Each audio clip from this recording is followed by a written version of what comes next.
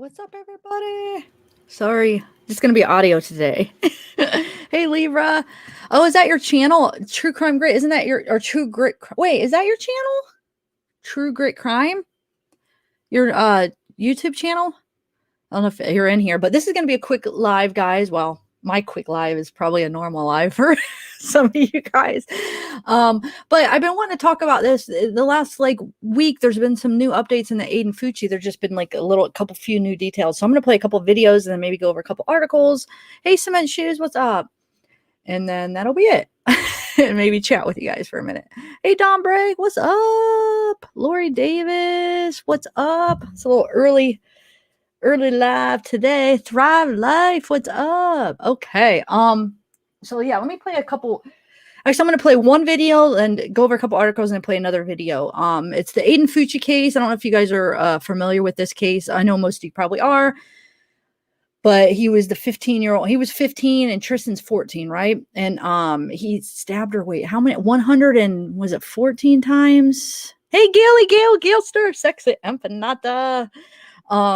So yeah, so there's some new details on stuff that he said, like he had told his parents, and that's a couple new autopsy details that's come out.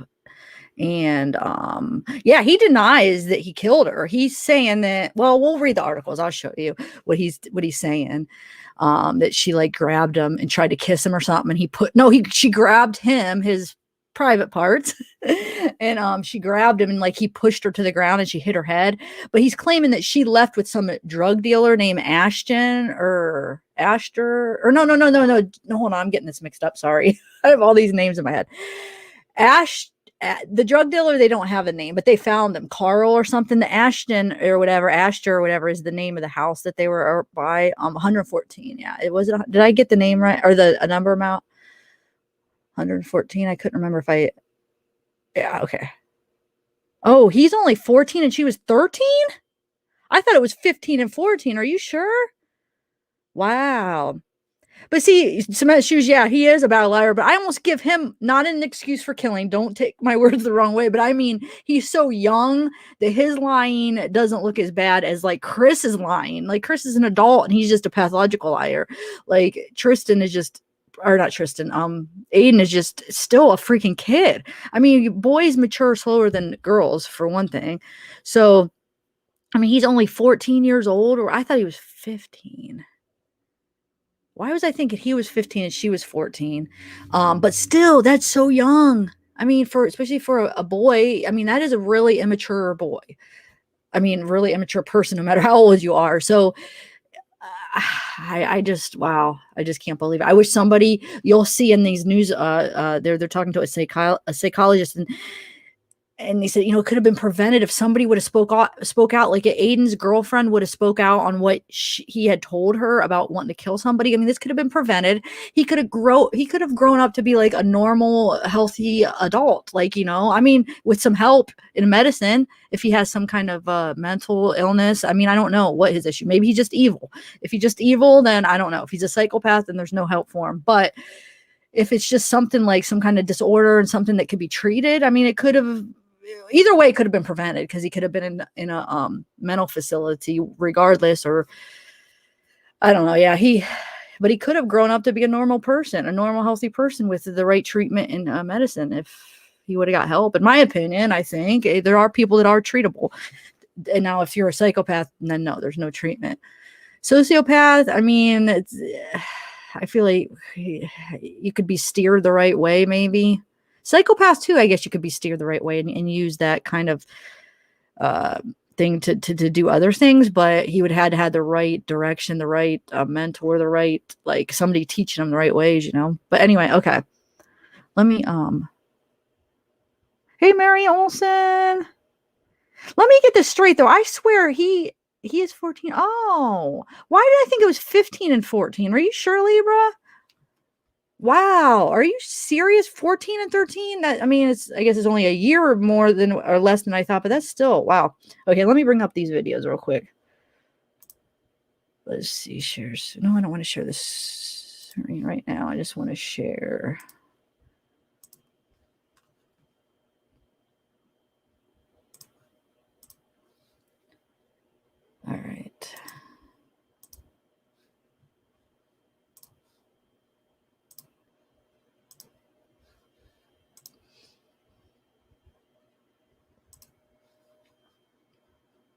All right, I guess I'll do this one first.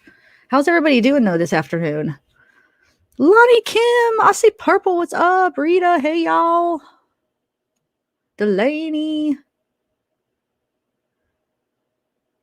Surge 90.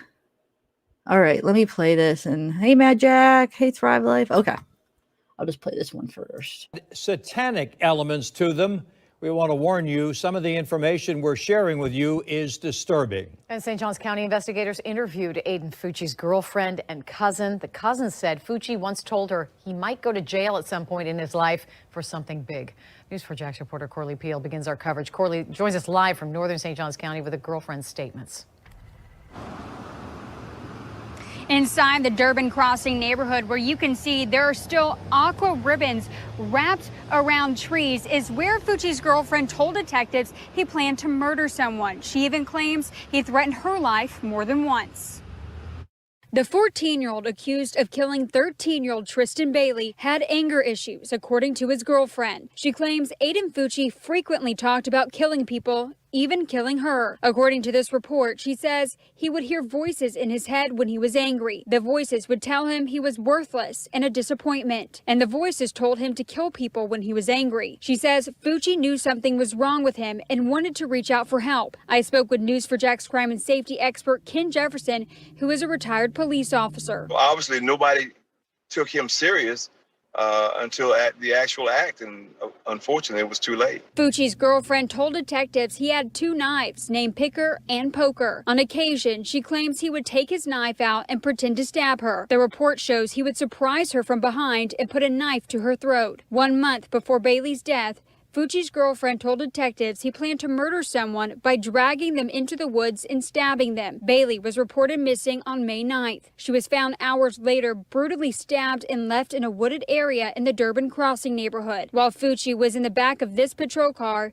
he spoke with his girlfriend. She says Fucci told her he was going to be arrested and that he was going to plead the fifth. Detectives say none of Fucci's threats prior to Bailey's death were ever reported to authorities. Do you feel like if someone spoke up, maybe this might not have ever happened? If someone had spoken up, this possibly could have been avoided. Maybe they could have gotten to him in time to get inside of his head to see what's making him tick.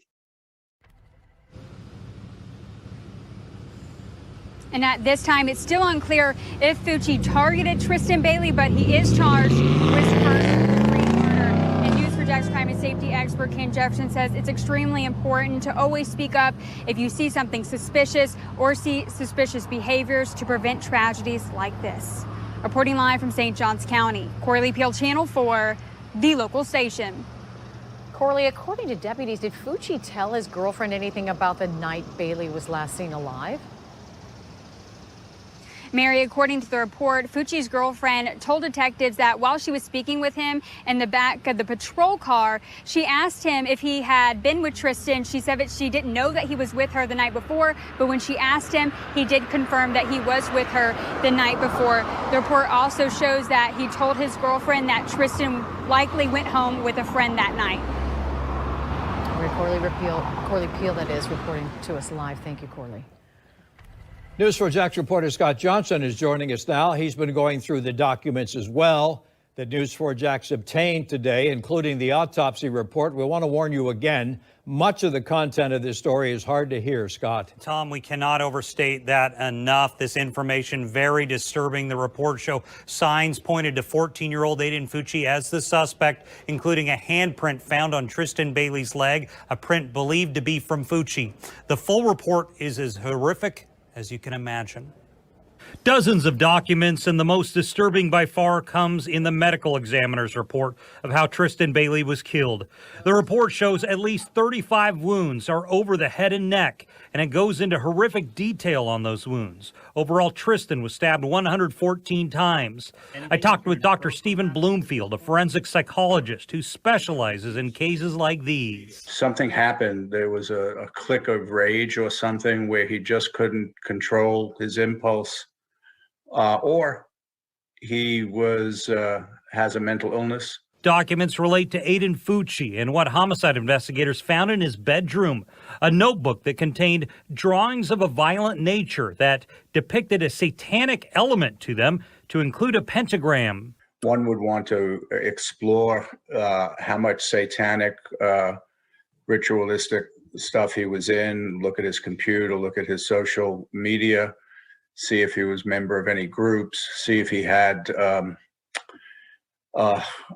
accessories, things that go along with that. Investigators also found one drawing of a nude female with what appeared to be several limbs depicting blood coming from the wounds. We're also learning about home surveillance video that showed two teens going into the woods, and then Fucci eventually comes out alone. Several homeowners in the area told investigators about tunnels that led to an area the teens called the sanctuary. Tom, back to you. Thank you, Scott. Coming up tomorrow on the morning show, a local psychiatrist will join us to describe how parents can talk to their children if that child should hear someone threatening violence. Plus, warning signs parents can look for that indicate that your child is struggling. Okay, so let me go over a few articles. A lot of them might have some repeats on what they just said, and then I have another short video I want to play here. Okay, so let me share my screen real quick. How's everybody doing though? Mad Jack, what is up, guys? Thanks for coming. No, I agree. But Laura, do you believe though that possibly him being so young, like if, let's say his girlfriend would have reported his, well, remember we've talked about this before where we're getting like mixed things here. Like if he goes in and says he wants to kill somebody, but he doesn't have a specific person, is it really true that they can't do anything? Because remember, we've talked about this because the James Holmes thing, the movie theater shooter, where he had told his psychiatrist that he wanted to kill someone, but he didn't have a specific person. So therefore, it couldn't really do anything. And then we've talked about this, and some people said that's not true. Some people said that is true. It has to be like a direct threat, a specific threat. So that's what I'm wondering. If the girlfriend would have went to the cops and said, hey, listen, or went to some kind of authority, hey, listen, he's saying he wants to kill somebody, would they have done anything? I mean, since there isn't a specific person, which is bullcrap. I mean, I think they should lock him up and get him help and make sure. But like, I don't know. I heard that if it's not a specific person, then it's not really a specific threat, right? It's not a threat if he's just saying that. I don't know. What do you guys think? It's probably different depending on, what authority and what state and how they deal with it, I'm sure. But I don't know. I know that. Hey, Holland Vera, what's up? Cheryl Garcia. So I don't know. Maybe not. Maybe it wouldn't have done any good. Not true in California. That's a threat. Okay. I hope. I mean, we were talking about that like in a live, like this was a couple months ago. Like, wow, we would hope that would be enough of a threat that they would get him locked up, like involuntary, put him in some mental facility, get him help if he needs medicine. Try to figure out what's going on with him. I would hope, but there's cases that they don't do that. I don't know. Let's see. First of all, around perfect husband, father, now you're a teenage kid. Is Michelle Clifford here? Hey, Jacqueline Ashton. Hey, Michelle. Okay, so let me bring this up real quick, guys.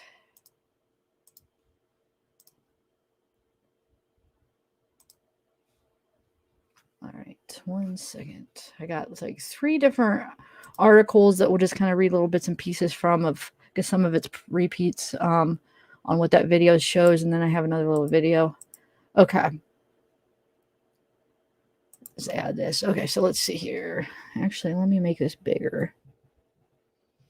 This is the one about the drug dealer. He's trying to claim that they think she went with this guy. Hold on, we'll read it here. So Aiden Fucci made a stunning claim when cornered about Tristyn Bailey's murder, documents show. So Aiden Fucci, the Florida 14. Oh, you're right. Why was I had it in my head 15 and 14, but you guys are right. Aiden Fucci was 14, accused as an adult of murdering Tristyn Bailey, 13. It's because she look at her. She looks like she could be like, I would guess if somebody were like, how old is she? I would guess like maybe early 20s.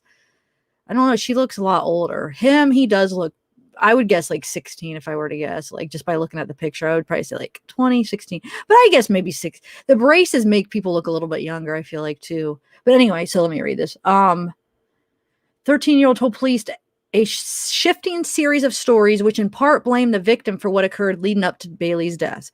That's according to one of several documents released as part of a 90-page case file on Wednesday. Fucci is accused of stabbing Bailey 114 times in the early morning hours of May 9th, 2021. But Fucci insisted when asked several times that he did not kill Bailey, the documents indicate. On May 9th, authorities met with the defendant and spoke with him with the consent of his mother, Crystal Smith. Smith has subsequently been charged with destroying evidence in the case.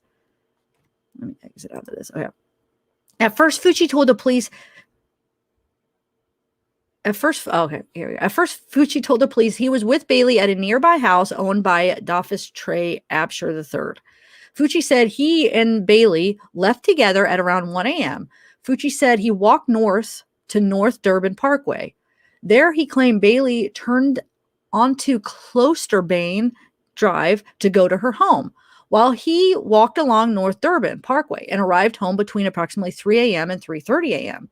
A deputy asked Fucci to clarify his timeline since it seemed odd that a walk which would normally take half an hour ultimately took Fucci at least 2 hours according to his own account. Then came Fucci's second story and a stunning claim. According to the police report, Fucci said he and Bailey really continued walking north along North Durbin Parkway and got into an altercation after Tristyn grabbed his penis. Aiden stated he forcefully pushed Tristyn to the ground, which caused her to strike her head, the documents say. That incident is said to have occurred in the 600 block of North Durbin Parkway, just north of Leith Hall Drive. Aiden said he was not sure if he saw Tristyn get up due to him being dizzy from smoking marijuana earlier. At the home they were visiting, the documents say further. The defendant then said he walked around alone for a while. The police read Fucci his rights. He effectively shut down questioning by requesting an attorney.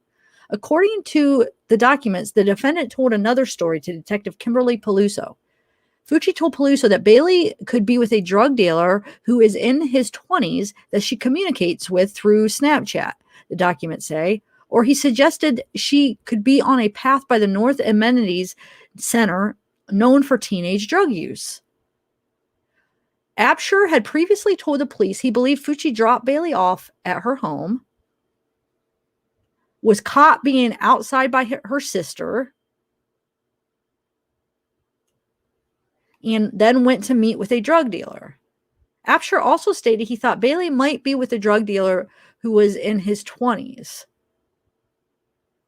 Two of Bailey's friends named in the court documents as Samantha and Lena Creel weren't home when police tried to ask them for information, but their father, Jerry Creel, said Absher told his daughters that the drug dealer was 22 years old and was known as Carlo.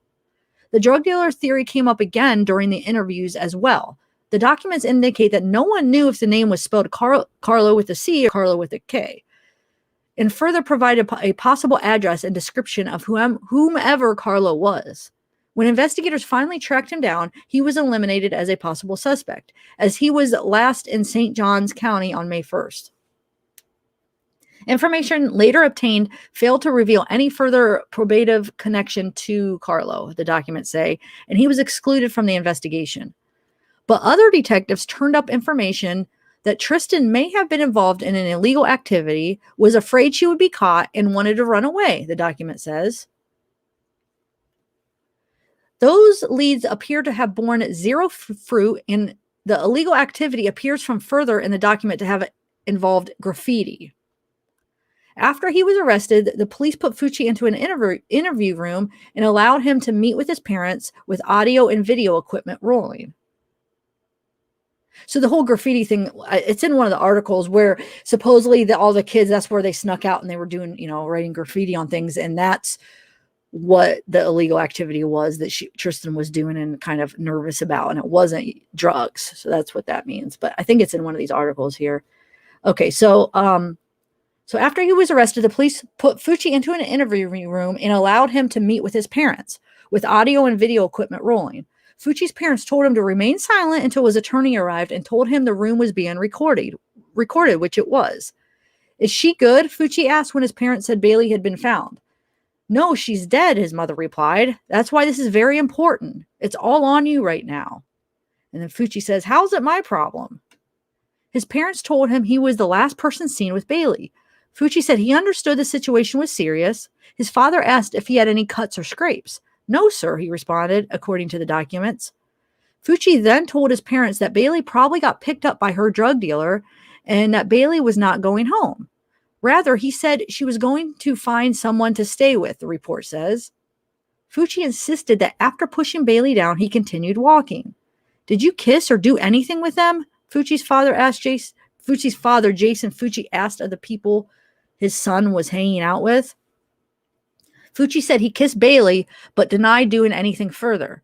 The police report says, while paraphrasing the conversation, so your DNA is going to be on her? Jason Fucci asked his son. Aiden Fucci did not respond. He also did not respond when his father told him people were suggesting on social media that he was the killer. Fucci told his father that Bailey tried to grab him, that she yelled out his name, that he pushed her, and that he told Bailey to F off. He then asserted that he walked away, according to the police report. A detective then entered the room and asked for consensual fingernail scraping. Both parents said they would wait for an attorney to arrive. When the detective left the room, both parents told the defendant the police would be looking underneath his nails and examining his body for marks. Crystal Smith, Fucci's mother, then started talking about what Fucci was wearing. There will be nothing on those clothes, right? Jason Fucci asked. No, sir, Fucci said. And this is his mugshot released in May 28th, 2021. St. Johns County, Florida Sheriff's Office. Okay. Fucci then said he was wearing blue jeans. His mother asked if anything was going to be on them. And Fucci asked, I don't think so. Why? Blood? Smith whispered to her son. When we looked on the camera, you were wearing khakis, Smith asked, right? So she's trying to get him to say a different story, basically. And Fucci said, yes. The police aren't buying it. This appeared to be Crystal attempting to convince Aiden he was wearing khaki pants instead of blue jeans, contrary to his previous response, the police report says. Smith is now charged with washing her defendant's son's jeans in an attempt to destroy evidence. According to the police report, which recounts the conversation between mother, father, and son, Crystal Smith suggested that her defendant son's story simply doesn't make sense. She didn't see why Aiden kissed Tristyn. Then she grabbed Aiden, and then Aiden pushed her. Wait, she didn't see why. Okay, Aiden kissed Tristyn, then she grabbed Aiden, and then Aiden pushed her. Okay. Jason and Crystal both advised Aiden to find his story and stick to it, the report reads. Both parents then told their son how an autopsy would be conducted and what it might discover. Fucci said it took him a long time to get home because he walked around by himself, slowly looking at the stars. All three left the interview room at about 9:08 p.m. to meet with Anwar Snober, their attorney. When they came back into the interview room at about 10:26 p.m., all were sniffling and appeared to have recently been crying. Smith again told Fucci that the room was being recorded and that he should not say anything. Conversation was then made with detectives about where Fucci would spend the night. The police report notes that Fucci was not yet under arrest. And then Fucci says, I know I'm staying here. Jason Fucci and his son then began typing messages to one another on a phone, passing it back and forth. This appeared to be a means of communicating to subvert investigative efforts, the police report says. And this is Aiden's mom, for those of you that aren't aware. She's the one that got arrested for washing. She washed her blood out of Aiden's jeans. Okay, so Crystal Smith, the mother of accused murderer, appears at St. John's. That's her mugshot. So conversation then turned to the teen's drug use.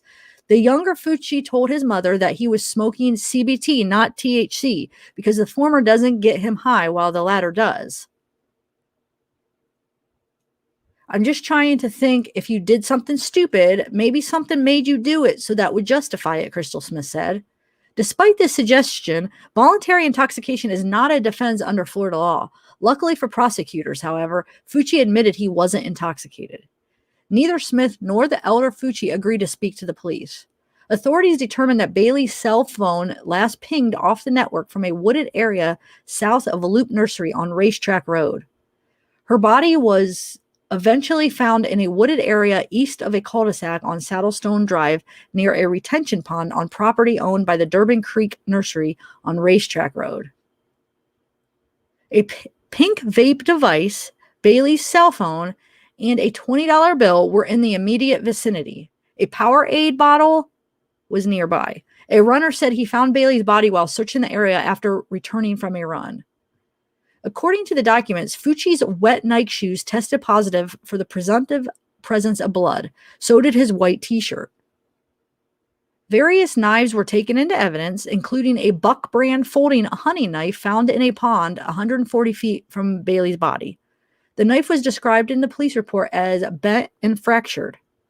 The activity which led Bailey to want to run away, according to a friend, was that Bailey was out with a group of friends who started to write graffiti on a sign. The friends put Bailey's name on the sign, and Bailey crossed it out at the advice of another friend. Tristyn tried to scribble her name out of the sign and was afraid she was going to get caught, the police report says. The same friend who talked about the graffiti incident called the defendant the textbook definition of what you would call a numb kid. He has no feelings towards anyway. It's probably anyone, I'm sure. He has no feelings towards anyone. No feelings towards himself, the friend said. She said the defendant's eyes always appear glossy, describing them as having no meaning to them, the police report explains. The friend then called Fucci the type of person you would see as a murderer. He just doesn't care, the friend told the police. The friend told Bailey not to hang out with Fucci when she died because she had a bad feeling about it. So here's the police report. I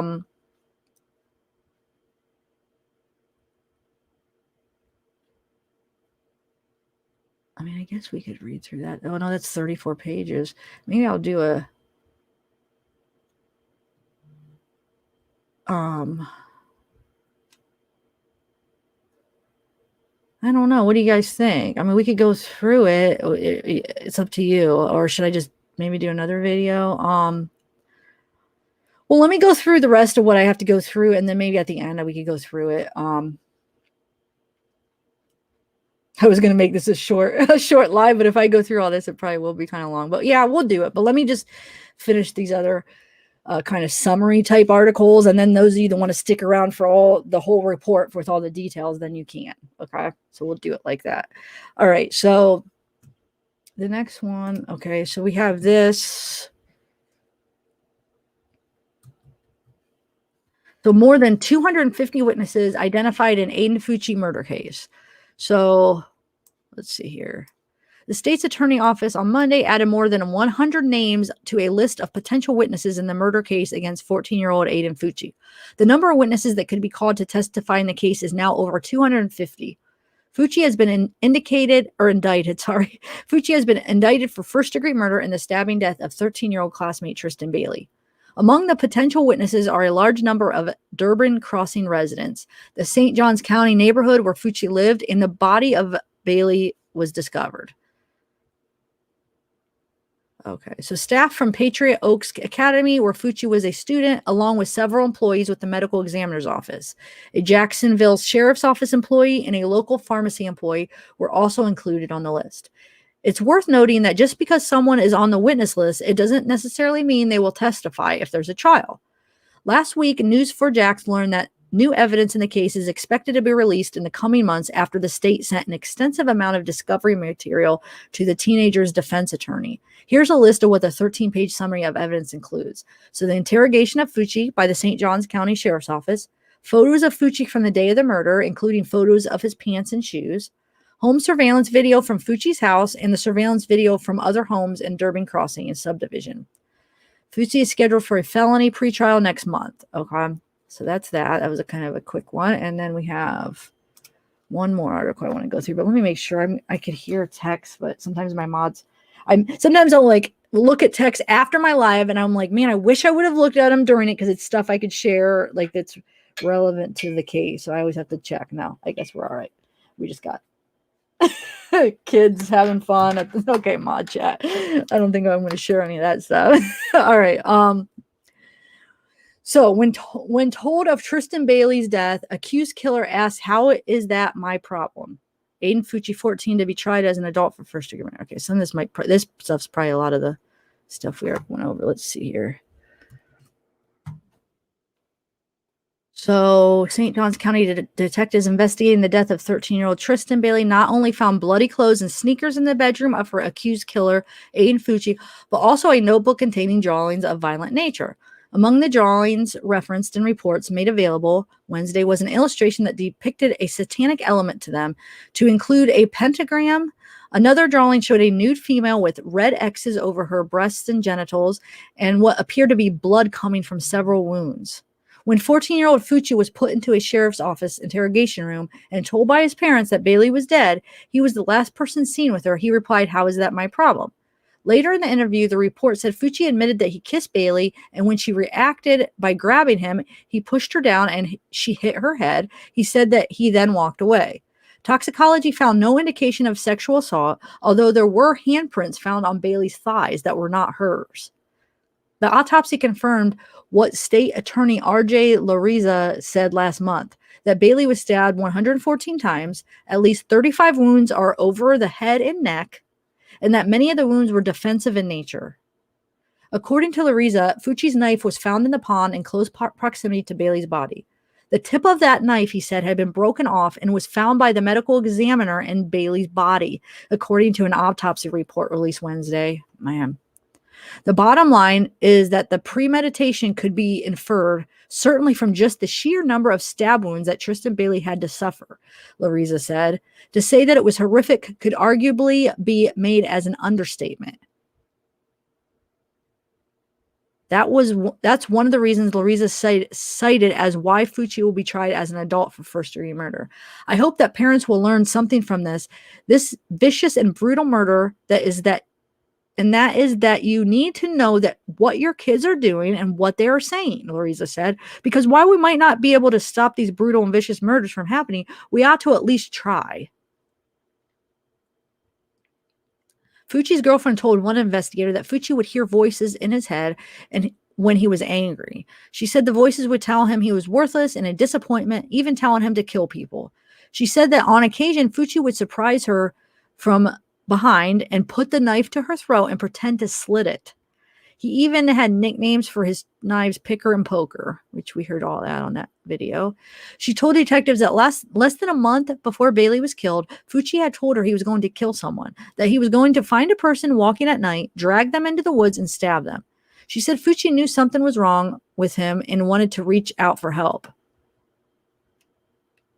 Well, why didn't she reach out? I mean, you can't blame a kid. I mean, they might not know, but let's see, if she was 14, I don't know how old she was, but you would hope that was old enough to know that there's something wrong. Let's reach out to somebody older, at least to an older person, and then they'll know who to reach out to, like if she's not sure, being that young, who to call, she could have at least told her parents or something. And then I'm thinking, okay, she told her parents, if she's really thought she was like in love with this guy, she tells her parents about him, they wouldn't let her see him anymore. Her being so young, she might not know the extreme, I don't know. I mean, being that young, I guess you can't blame, I'm saying the girlfriend, for maybe not telling someone. I don't know. What do you guys think? Gosh, though, if he was saying that stuff, you would think she would be a little bit of afraid of him, All right, hold on a second. I just have to. Yeah, okay, let's see. So when Fucci was in the backseat of St. Johns County deputy's cruiser before he was arrested, he called his girlfriend to say he was going to plead the fifth. All right, under review. Okay, hold on one second. All right. Okay, so let's see. This is that Snapchat photo that circulated on social media. Shows Aiden Fucci in the back of St. Johns County cruiser. It's just sick, though, right after he freaking killed her like that. He's just, So Dr. Stephen Bloomfield is a forensic psychologist who specializes in violent outbursts. Oh, this is that guy. He said something happened. There was a click of rage or something where he couldn't control his impulse. Or he has a mental illness, Bloomfield said. St. Johns County detectives said none of Fucci's prior threats were reported to authorities. If someone had spoken up, this possibly could have been avoided, said Keith Jefferson. She's a crime and safety expert. Maybe they could have gotten to him in time to get inside of his head to see what's making him tick.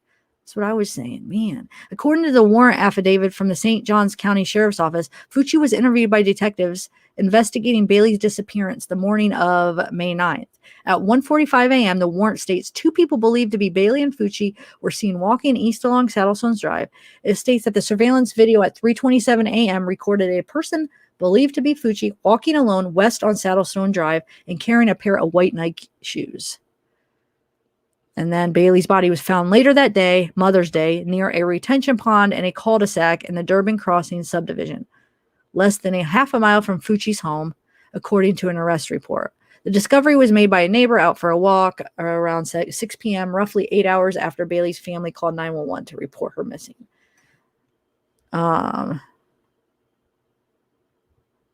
So Newsjack spoke with a local attorney who said the new information released Wednesday sets up a long, grueling court case for both the prosecution and the defense. He said there are some details in the court documents about Fucci's state of mind that may come into play. First and foremost, Eric, you're dealing with a juvenile here, said defense attorney John Holzbar. Holzbar, who is not affiliated with the case, said the case involves a child murder suspect who, on paper, appears to have a lack of self-awareness and is probably not mature enough to fully understand the consequences of the charges he faces. He also said statements in court documents suggest Fucci could have mental health issues. It opens the door for many defenses to come in on this young man's behalf, Holzbar said. Holzbar said a lot will happen before this case goes to trial. Evaluations are certainly going to happen here, he said. Psychological screenings and the like. Full analysis of this young man's background and environment will come into play. Okay, so that's that. So I have one more video that I wanted to play. I'm going to exit out of that. All right, hold on one second. Let me remove this. Go back to chat for a minute, and then I'll play that other video. This one. Okay, let me just see who's on chat. How's everybody doing? Hey, Lex Files. Michelle, so how have you been? Michelle Clifford in the house. River Queen. Wait, with MGTOW? What murders, River Queen, are you talking about? Yeah, picker and poker. That's just, God, he's not very creative, though, if you ask me. No, that's just disgusting. Well, it just depends on, for him, naming his knives, it's like, it seems like, like crazy. But like, let's say a little kid's like, no, why would a little kid have knives? Never mind. I'm just going to shut up. This is a 14-year-old and sick in his head still, though, Yeah, I know, Addie. I just feel like he could have possibly been treated, being that young. I mean, getting on a medicine, getting some treatment, he could have. I just wish that girlfriend would have, at least, if anything, it would have prevented the murder, probably, if she would have said something. But we can't blame her. I know it's not her fault, but it's just a lesson for kids, to make him aware, like, that is a serious thing. Like, if your boyfriend or girlfriend says something like that to you or friend, like, you got to, at least, if you don't know the right authority to go to, like, tell your parents or tell some adult. If you don't want to tell your mom or dad because you're scared or something, just tell some adult that knows who to get to, because this definitely could have been prevented, I feel. All right, so oh, you have an infection? Oh, Michelle. Sorry. Wow. Are you okay? California, Thunder in the house. What's up? Okay, so this other video, I feel like it probably is going to be some of the repeats of the article, but I'm going to play it anyway. There might be, I think there is a few newer things maybe that we didn't talk about in the article. Let's see which one. I think it's this one, yeah. And first at 11 tonight, gruesome new evidence in the murder of a 13-year-old cheerleader in St. Johns County. First Coast News has been poring over new documents released today. And so here are 3 things that you need to know tonight about the case against Aiden Fucci. He's the 14-year-old accused of murdering Tristyn Bailey.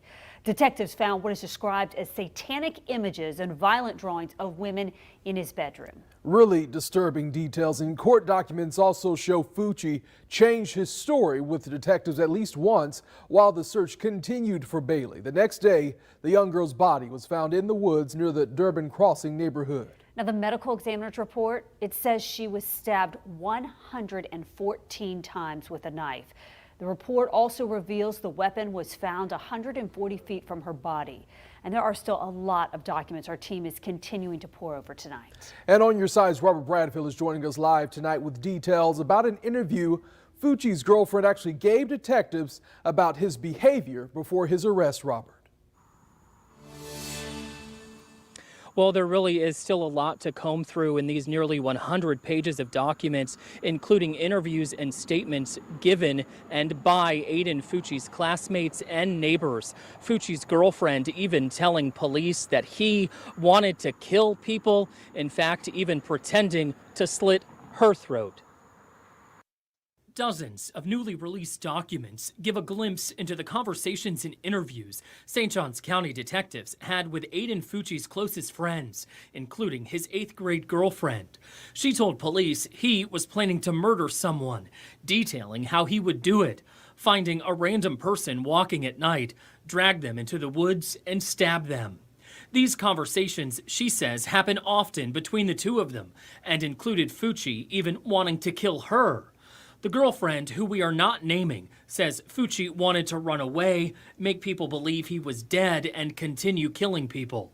Fucci even named 2 of his knives, according to the girlfriend, Picker and Poker. When he was brought in for questioning in connection with Tristyn Bailey's disappearance and death, the documents reveal Fucci said, "How is that my problem? We went by the home of the man who found Bailey's body, but he did not want to talk, even off camera." The medical examiner's report says the word karma was handwritten inside Bailey's left ankle, and a smiley face was drawn inside her right ankle. And that was just some of what we have gleaned from these documents here so far. Aiden Fucci has been charged with first-degree murder. His attorney has filed a written not guilty plea. His next pretrial hearing is set for July 28th. We're live in St. Augustine. Robert Bradfield, First Coast News, on your side. Robert, thank you. And those new documents also shedding new light on the night that Fucci and his parents were inside an interrogation room after Tristyn Bailey's body was discovered. Now, Fucci's parents questioned him without detectives in the room, but the audio and video devices, they were rolling. And according to the report, his mother told him Bailey was found in their neighborhood. The report says he then asked, "Is she good?" His mother's response, "No, she's dead. It's all on you right now." The report says Fucci asked, "How is that my problem?" They reportedly said because he was the last one seen with her. It goes on to say the mother asked where Bailey went after they parted, and Fucci stated she probably kept walking. According to the report, his father asked, "You didn't turn around to see where she went?" He replied, "No." The report says Fucci's parents told him to find his story and stick to it. He was arrested the next morning. Now, his mother, Crystal Smith, was later arrested. She's accused of tampering with evidence in the case. And there is a lot of new information in this murder case. You can read the latest by opening this story in the First Coast News app.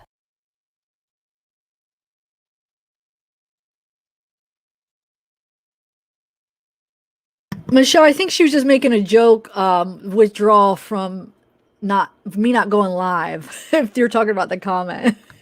But thanks. Yeah, I've heard of that. I've never tried that, but I don't think she was literally talking about like opiate withdrawals. That was she was just making a joke about me not being live. But anyway, so yeah, I don't know. What do you guys think? You want me to go through that 34-page document, or I could go through this? I don't know. Are you guys interested or no? I could read through it. Let me see what chat says. Like this document.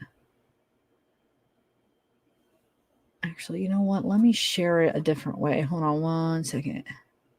So I'll be able to see at the front of my screen. All right. Let me remove.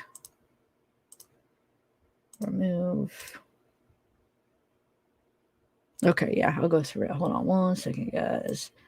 I'm just going to share it a different way where it's easier for me.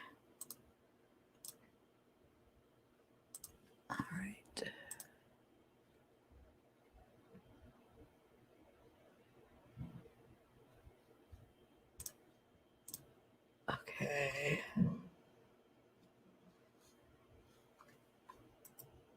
All right, so let's do this. Let's do this. How do I zoom in? There's got to be a way to zoom in. Wonder if this will work if we do it like that. Yeah, there we go. Okay. It's kind of, you know what I could do with a whole screen, actually. I could do it like that. It makes it a little bit bigger, right? Okay, so we'll go through that in a minute. Need your assistance, Jessica. Okay. Okay. No, it's okay, Michelle. If they're talking about that, if you just saw like the first part and didn't understand. Okay, so let's read through this here, guys. Hopefully you guys are all having a good afternoon. I'll chat with you. I'll take a couple breaks as we're reading it. Okay, so this is incident report narrative, primary investigative narrative. This narrative will serve as a primary investigative narrative summarizing the investigative work of detectives assigned to this case. While the entirety of each detective's investigative efforts will not be detailed in this narrative, each detective's investigative work will be detailed in their own investigative narrative. When other detectives or deputies are mentioned in this narrative, please refer to the detailed narrative completed by the named detective or deputy. So Sunday, May 9th at approximately 14:33 hours, I was directed by Sergeant David Garnes to respond to the Durbin Crossing North Amenities Center located at 730 North Durbin Parkway in reference to a missing juvenile, Tristyn Bailey. Sergeant Garnes advised Tristyn had been reported missing earlier this morning in a search involving the St. Johns County Sheriff's Office aviation unit along with additional resources had yielded negative results. Sergeant Garnes further directed me to assist with obtaining a ping order for Tristyn's cell phone to attempt to locate the device's geographical location, believing she would be with or near her cell phone. Let me see if I can make this a little bit bigger. There we go. Oh, that's what I needed to do. Hold on, you guys. That's found the spot. So why don't I go like this and then do it like this? There we go. It's clear. Hold on. There we go, you guys. Hold on. One more. Hold on. Is that good? Hold on. Let me just see something. I just want it normal. On a normal thing. There we go. Now we're normal. Now we'll go big. Okay. I know I'm not making probably much sense. Okay. So while en route, I reviewed the 911 call placed by Tristyn's mother, Stacey Bailey, on May 9th, 2021. At approximately, that would be 10 a.m. During the entire call, Stacey appeared to be upset and distraught. The following is a synopsis of the 911 call. For further details, refer to the call in its entirety, which was placed in evidence. Stacey requested an officer and stated she had a missing child. Stacey advised the missing child was her daughter, Tristyn Bailey, and described her as a 13-year-old female, approximately 5'4", 130 pounds, who attended Patriot Oaks Academy. Stacey advised Tristyn was last seen at approximately midnight by another sibling who was supposed to be sleeping in her bedroom. Stacey advised, to her knowledge, Tristyn had not snuck out of the house before. Stacey advised Tristyn's cell phone was not in her bedroom and went straight to voicemail when they called Tristyn's cell phone. Stacey advised Tristyn's cell phone locations and Snapchat locations were turned off. Stacey advised a family friend had Tristyn on the Life 360 app, but Tristyn stopped sharing her location.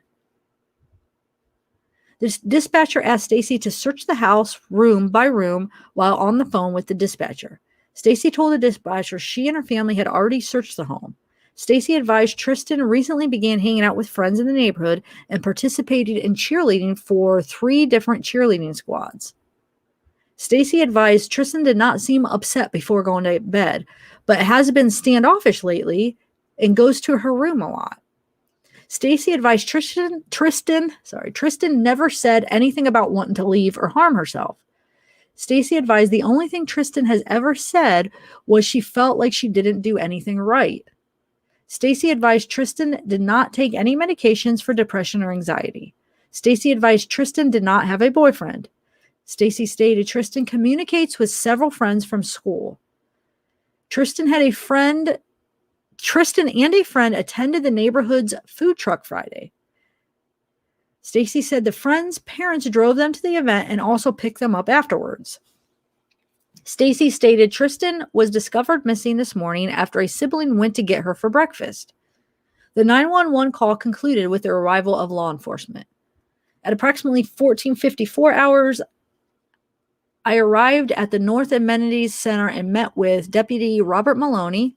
Deputy Maloney was the initial responding deputy and met with Stacy at 231 Closterbain Drive. The following is a synopsis of the information provided by Deputy Maloney. After leaving her house, Tristyn was hanging out with Dofus Trey Apsher III. Deputy Maloney identified and met with Dofus Trey Apsher III at 145 Telford Drive. Dofus advised Tristyn was at his house the previous night and left with Aiden Fucci at approximately, this is 1 a.m. And the reason I'm like these, okay, it's harder to tell, like the things before 12 with military time. If not, I have to like do it on my hands to see. So that's 13, 14, that's almost 3 o'clock. So, but yeah, that's just 1 a.m. That's why sometimes I give the real time for when it's under 12 because I don't want to figure out the other time. I know how to do it, but it just takes me a minute.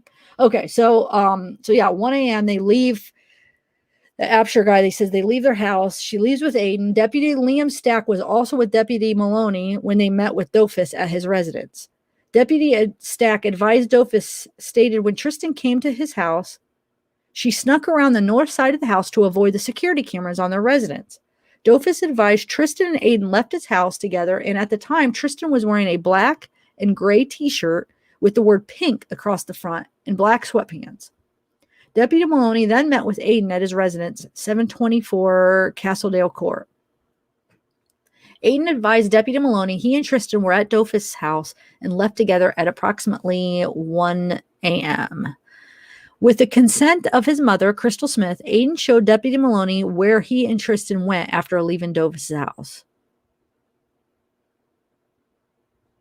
Okay, so Aiden advised after he and Tristyn left Dofus' house, they walked to North Durban Parkway. Aiden said Tristyn then turned into Closterbain Drive to go to her home.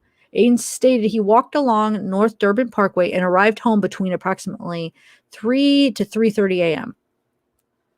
Deputy Maloney asked Aiden to clarify his timeline since it seemed odd it would take Aiden approximately 2 hours to walk from Dofus' house to his house. For reference, per Google Maps, the walking distance would have been approximately 1.4 miles or a 28-minute walk.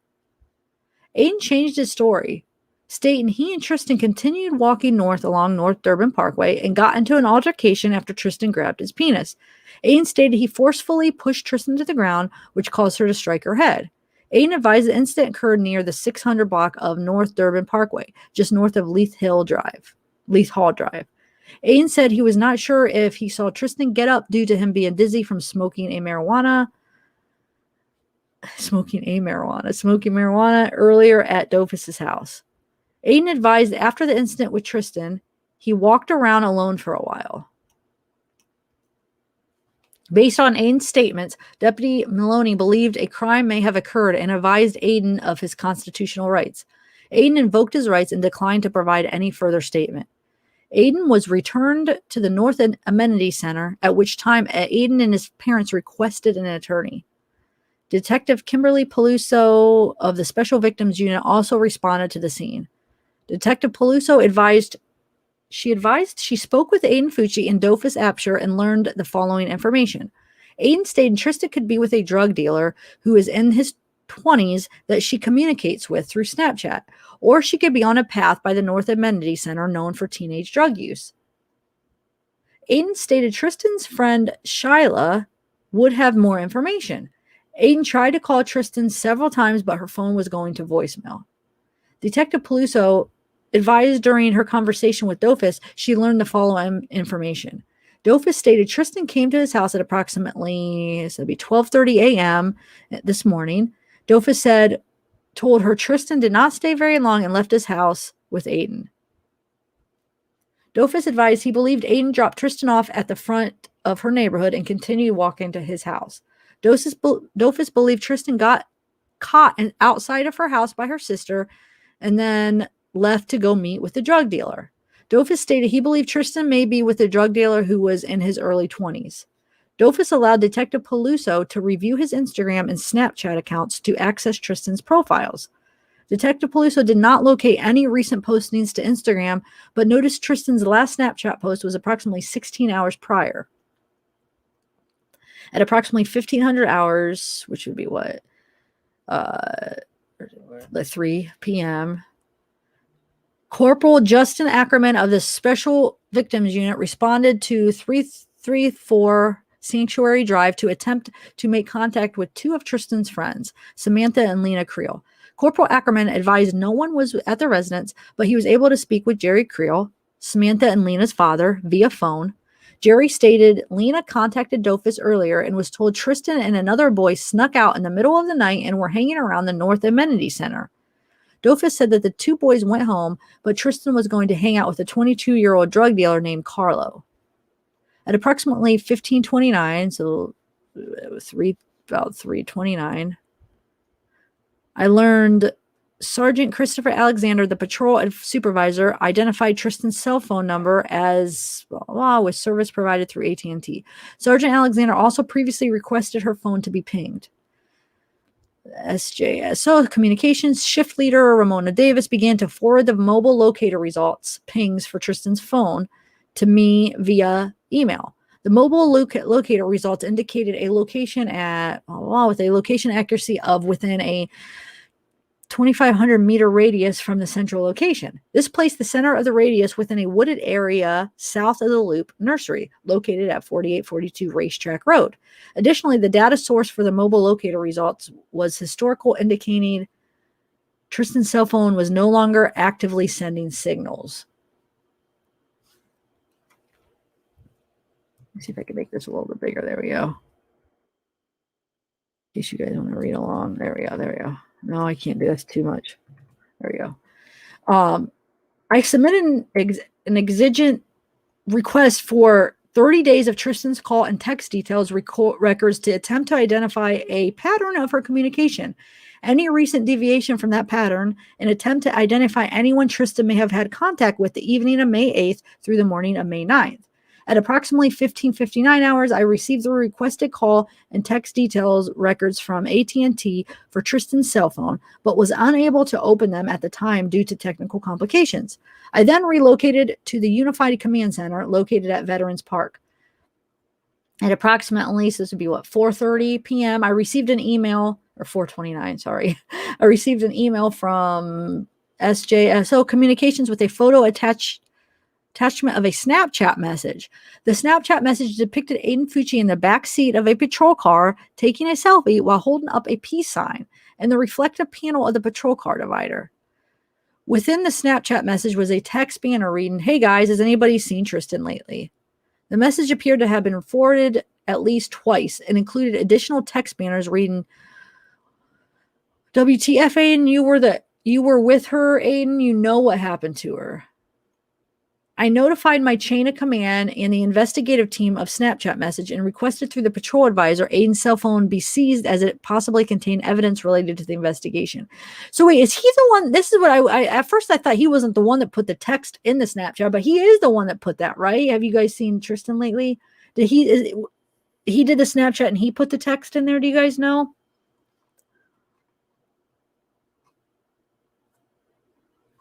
Anyway, all right, so where are we at?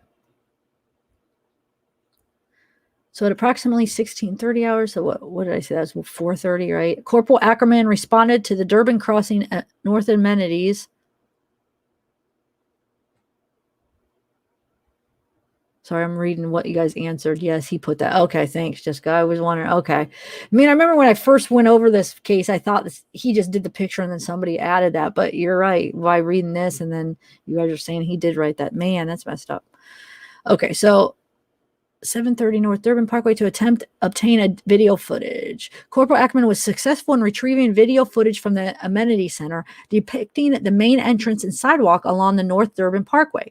The video footage depicted two subjects walking past the main entrance along the sidewalk at approximately 1:14 a.m. hours on Sunday, May 9th, 2021. At the time Corporal Ackerman viewed the video footage, he was unaware the video was behind the actual time by 10 minutes and 36 seconds. So the video was behind the actual time. Okay. So 10 minutes.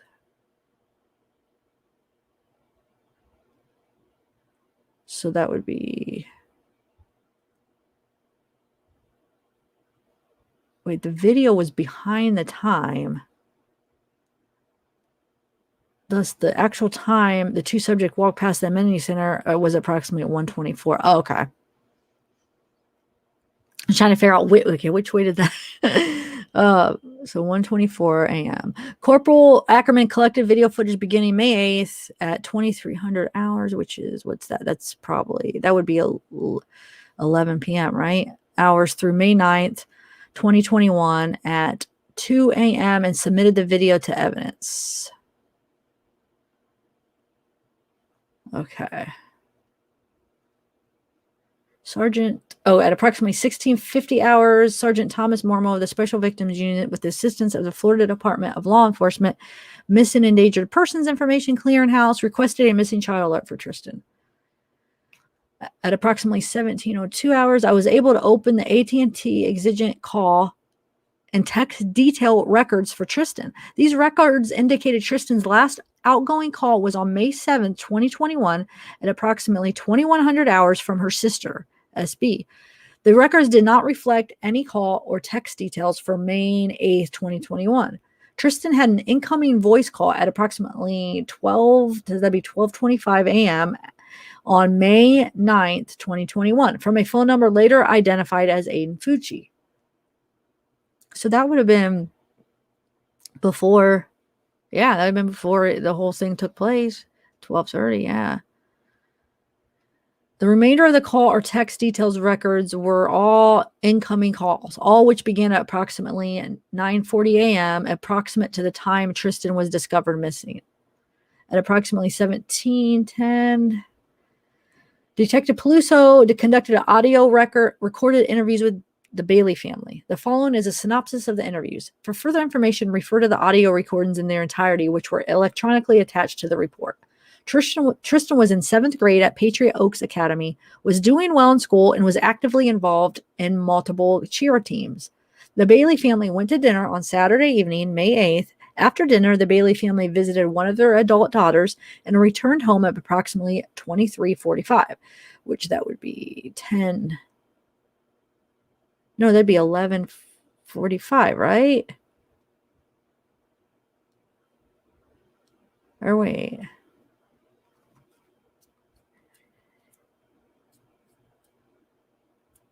Yeah, 11:45. Okay. So they got home late. And so wait, so she snuck out like really close to after they got home?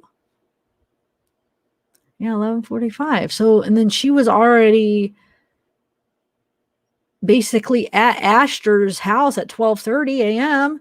So how didn't they know? Like they went to bed that soon, that she snuck out that soon after they got home. You wouldn't think they would have got home, they get in their pajama or whatever, get ready for bed. Like, would they have was her parents really have been sleeping by then? It doesn't mean that they would have had to been sleeping for her to sneak out, but I'm just saying. So Tristyn's sister, SB, last saw Tristyn speaking with an unknown white male wearing a backwards white baseball cap on a video chat in the garage at approximately midnight. Tristyn was last seen wearing what they believe to be a white cheer shirt and dark shorts. Tristyn's siblings were making Mother's Day breakfast on Sunday morning, May 9th, and went to wake Tristyn at approximately 9:40 a.m. They were unable to locate Tristyn in the house. The Bailey family searched of the house and the immediate area for Tristyn, but were met with negative results. Forrest Bailey, Tristyn's father, searched the area of the North Amenity Center, but did not locate Tristyn. Stacy Bailey, Tristyn's mother, called 911 at approximately 10 a.m. Forrest created a social media post requesting the community's assistance with searching for Tristyn. Tristyn had a Life 360 app on her phone, which was monitored by a friend. However, that account was no longer being actively monitored. Tristyn did not have the Find My iPhone application. Forrest activated. Forrest accessed Tristyn's phone records as he was the primary account holder and determined Tristyn last used her cell phone to send a text message 22:51 hours on May 8th 2021 to a 407 area code number. No, this number was not reflected in the records provided by AT&T. After speaking with multiple people, they assumed Tristyn had snuck out the previous night. The Bailey family advised they were unaware of Tristyn sneaking out prior to this incident. While conducting interviews, Detective Peluso learned Tristyn may have been in contact with a 22-year-old drug dealer named Carlo, unknown if spelled with a C or K, and with a last name of either Bonatti or Lindo. Carlo was described as approximately 5'8" with dark hair, who drives a big Ford F-150 pickup truck. An address for Carlo was possibly identified as, okay. While speaking with the Bailey family, SB and Stacy contacted a friend of Tristyn's who advised she contacted Carlo and he denied knowing Tristyn. Wait, so since contacted a friend of Tristyn's who advised. Okay. So Detective Peluso advised she was informed of additional information that Tristyn may have been involved in an illegal activity, was afraid she would be caught, and wanted to run away. Carlo Lindo was positively identified, and detectives were tasked with responding to locations to attempt to locate and interviewing him. Detective Mohammed Bailey and Detective Cheyenne Kroll attempted to meet with Carlo, but were advised by the residents they did not know anyone by that name. The residents were shown a photograph of Carlo and continued to advise they never knew Carlo or nor recognized anyone that resembled Carlo.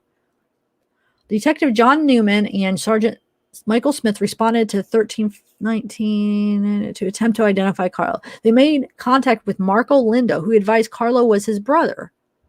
Marco advised Carlo was not at the residence. Marco called Carlo, and Detective Newman recorded their phone conversation. Carlo advised he's been staying at his father's residence due to his truck being broken down. Investigative resources revealed Carlo's vehicle was last in St. Johns County on May 1st, 2021. Information later obtained failed to reveal any further probative connection to Carlo, and he was excluded from the investigation. At approximately 7:15 hours, Detective Kenneth Carver and Detective James Giamarino canvassed Cloisterbane Drive for possible witnesses and video surveillance. At approximately 1800 hours, Detective Bailey conducted an audio recorded interview with Katrina Cox via phone. Katarina advised there was a video circulated on social media regarding a subject named Trey, encouraging a female named Lola to sneak out on the night of May 8th, 2021. Katarina advised Lola stated she was unable to sneak out, but Trey also contacted Tristyn to encourage her to sneak out that same night. At approximately 1806 hours, I was notified the sheriff's office received a call from Daniel Hart, who advised he located what appeared to be a deceased female in a wooded area east of the cul-de-sac on Saddlestone Drive.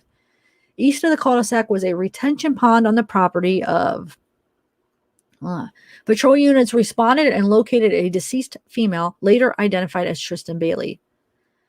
Deputy Robert Neighbor pronounced Tristyn deceased at 18:15 hours.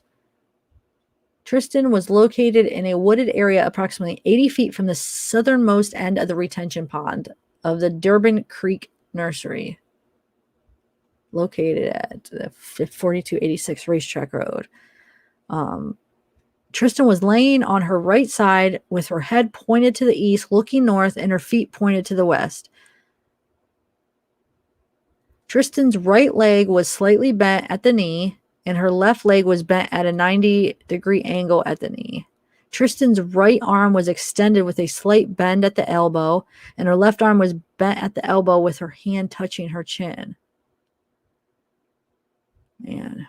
Tristyn was wearing black Victoria's Secret shirt with the word pink on the front, black Nike brand sweatpants, and black and white slip-on Vans brand shoes. Tristyn's hair appeared to be matted and red in color, which appeared to be blood. Tristyn had multiple sharp force injury wounds on her hands, arms, neck, and appeared to have additional sharp force trauma injuries to her back, evident by the holes in her shirt. Man. In the immediate vicinity, crime scene technician Marilyn Butts located a gold tone ring, a cell phone later identified as Tristyn's cell phone, a $20 bill, and a pink vape device. CST Butts advised she located a possible shoe impression within the wooded area as well as a Powerade bottle near the pond. CST Butts advised she did not locate any other items of possible evidentiary value, nor did she observe any suspicious circumstances around the scene. CST Butts collected the cell phone after processing the scene, which was later transferred to Detective David Acossi and Digital Forensic to be processed. At 18 hours, Sergeant David Garnes assigned me as the case agent for this homicide investigation and tasked me with drafting several search warrants to further the investigation. Several locations were secured for the purposes of the investigation, to include 25 Nine Wells Lane, listed as possible address for Aiden. I don't want to read all these addresses, but okay. So at approximately 18:22 hours, Detective Newman conducted a sworn audio recorded interview with Anthony Brown, a fellow student at the Patriot Oaks Academy. Anthony advised he last saw Tristyn on Friday, May 7th at the Durbin Crossing Food Truck Friday. At the time, Tristyn was with fellow students Ryan Strum and Josh Lewis. Anthony advised Ryan stated Tristyn was seen getting into a black minivan at approximately 3 a.m. in the morning on Sunday, May 9th at Veterans Park. What? That doesn't make sense then. That'd be 3 a.m. Huh. This information was not consistent with evidence later obtained and was not investigated further. I mean, why did maybe just rumors going around? Huh. At approximately 18:30 hours, Sergeant Mormel responded to the Bailey residence with Detective Peluso, Patriots, to provide the next of kin death notification. At approximately 18:31 hours, Detective Cardo conducted a sworn audio recorded interview with Daniel Hart, who located Tristyn. Daniel stated he searched the wooded area and pond near his house after returning from a run. While searching the area, he located what appeared to be a deceased female and immediately called 911 without getting near the body. But why was he searching was it because it was already known somebody was missing and he was looking for her? Do you guys know? Because why was he searching? I wonder. Like, what made him, I'm going to search this wooded area. At approximately 18:37 hours, detectives Giamarinero,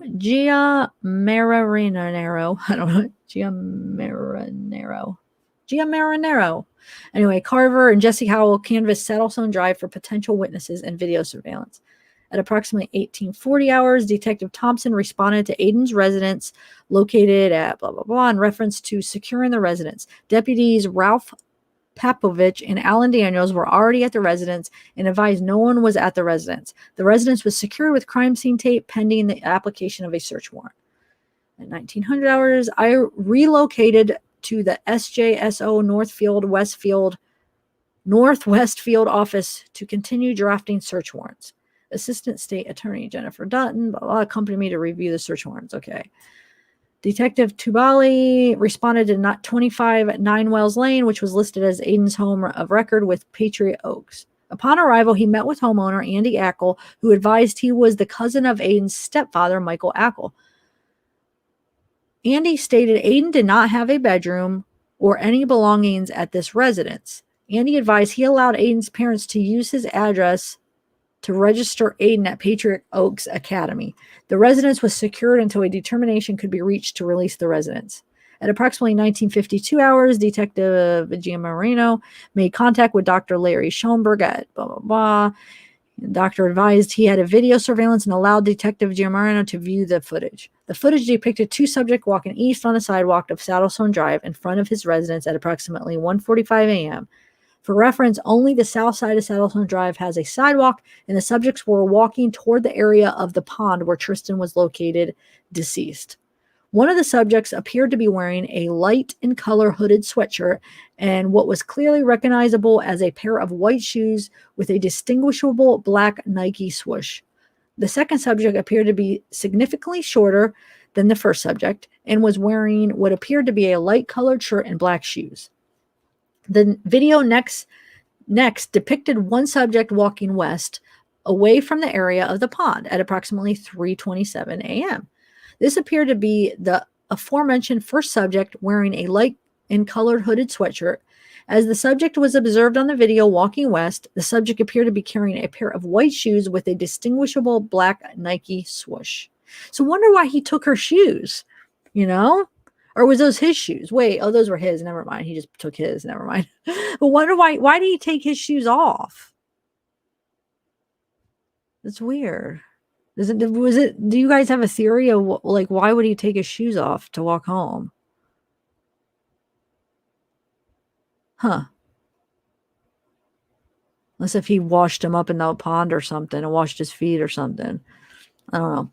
Anyway, so let's see. So they found, okay, so they saw him walking at what time? I just want to see like the time period. So they seen him walk towards it at 1:45 and he walked away at 3:27. So that's almost 2 hours later, right? Not quite 2 hours later. So that whole incident, whatever, as they got to the pond, it was 2 hours, whether they talked for a while before he did anything. I mean, who knows how long the whole incident actually took, but it looks like from when they got close to the pond and then to when he was seen walk, unless if he did something before he walked in front of the camera, but it was almost 2 hours later, he walks back in front of the camera. Anyway, Detective Carver responded to this location to assist with collecting the video footage, which was later submitted to evidence. At approximately 20, so that's 13, so that's 8 p.m. I always got to use my fingers for the ones after 12. Anyway, Deputy Parker responded to the North Amenity Center and transported Aiden to JSO, Central Investigations Division. I want to see what you guys said, though, about the shoes. Oh, okay, Ashton Emmy. I think she stomped in his feet defense. Okay, to show no footprints. All right.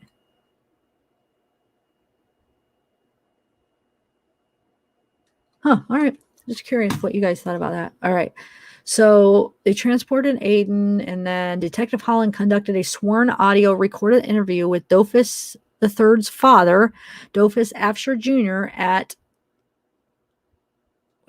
With interview with Dofus's third father. Oh, his father. They conducted an interview with the father, Dofus Afshar Jr. At 124 Telford.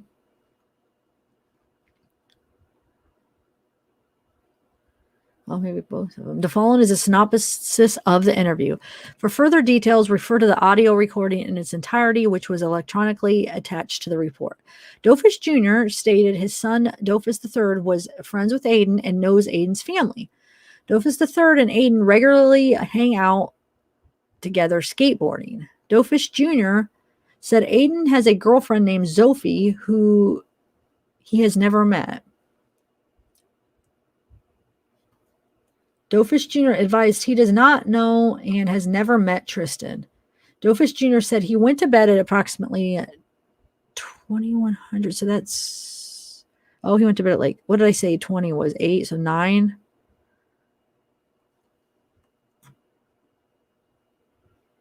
Yeah, 9 o'clock. He went to bed that night and woke up the next day at approximately 6 a.m. Dofus Jr. advised he woke his son up today at approximately 7 in the morning and learned Aiden came over to the house overnight and hung out for a while. Dofus Jr. advised his son was not allowed to have friends over to the house due to being on punishment. Dofus Jr. advised law enforcement came to his house at approximately 11 a.m. in the reference to the missing juvenile investigation. Dofus Jr. stated after law enforcement left, Dofus III advised Tristyn was also over during the night. Dofus Jr. advised his house has security cameras. However, Dofus III knows the locations of the cameras and normally sneaks out of the house, out of the views of the cameras. At approximately 8, so that was 8, right? Yeah. 8:10 p.m. Detective Newman relieved Detective Thompson at 724 Castle. Detective Thompson was then directed to respond to the CID along with Detective Jacob Manning, where they met with Sergeant Sean Tice. At approximately 8:26 p.m., forensic investigator Savannah Mills and Daniel Nichols from the District 23 Medical Examiner's Office responded to the location of Tristyn's body.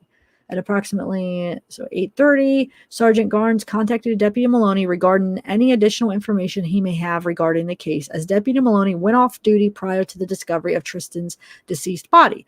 Deputy Maloney advised while conducting a pat-down for weapons of Aiden at the North Amenity Center, he located a blue-handled folding knife. Deputy Maloney advised he inspected the knife but did not observe any suspicious about it and turned the knife over to Aiden's father, Jason Fucci. Jason was contacted and advised he placed the knife on the bumper of his truck and forgot to retrieve it before leaving the North Amenity Center. Okay, further advising it may have fallen off his bumper somewhere. Oh, yeah.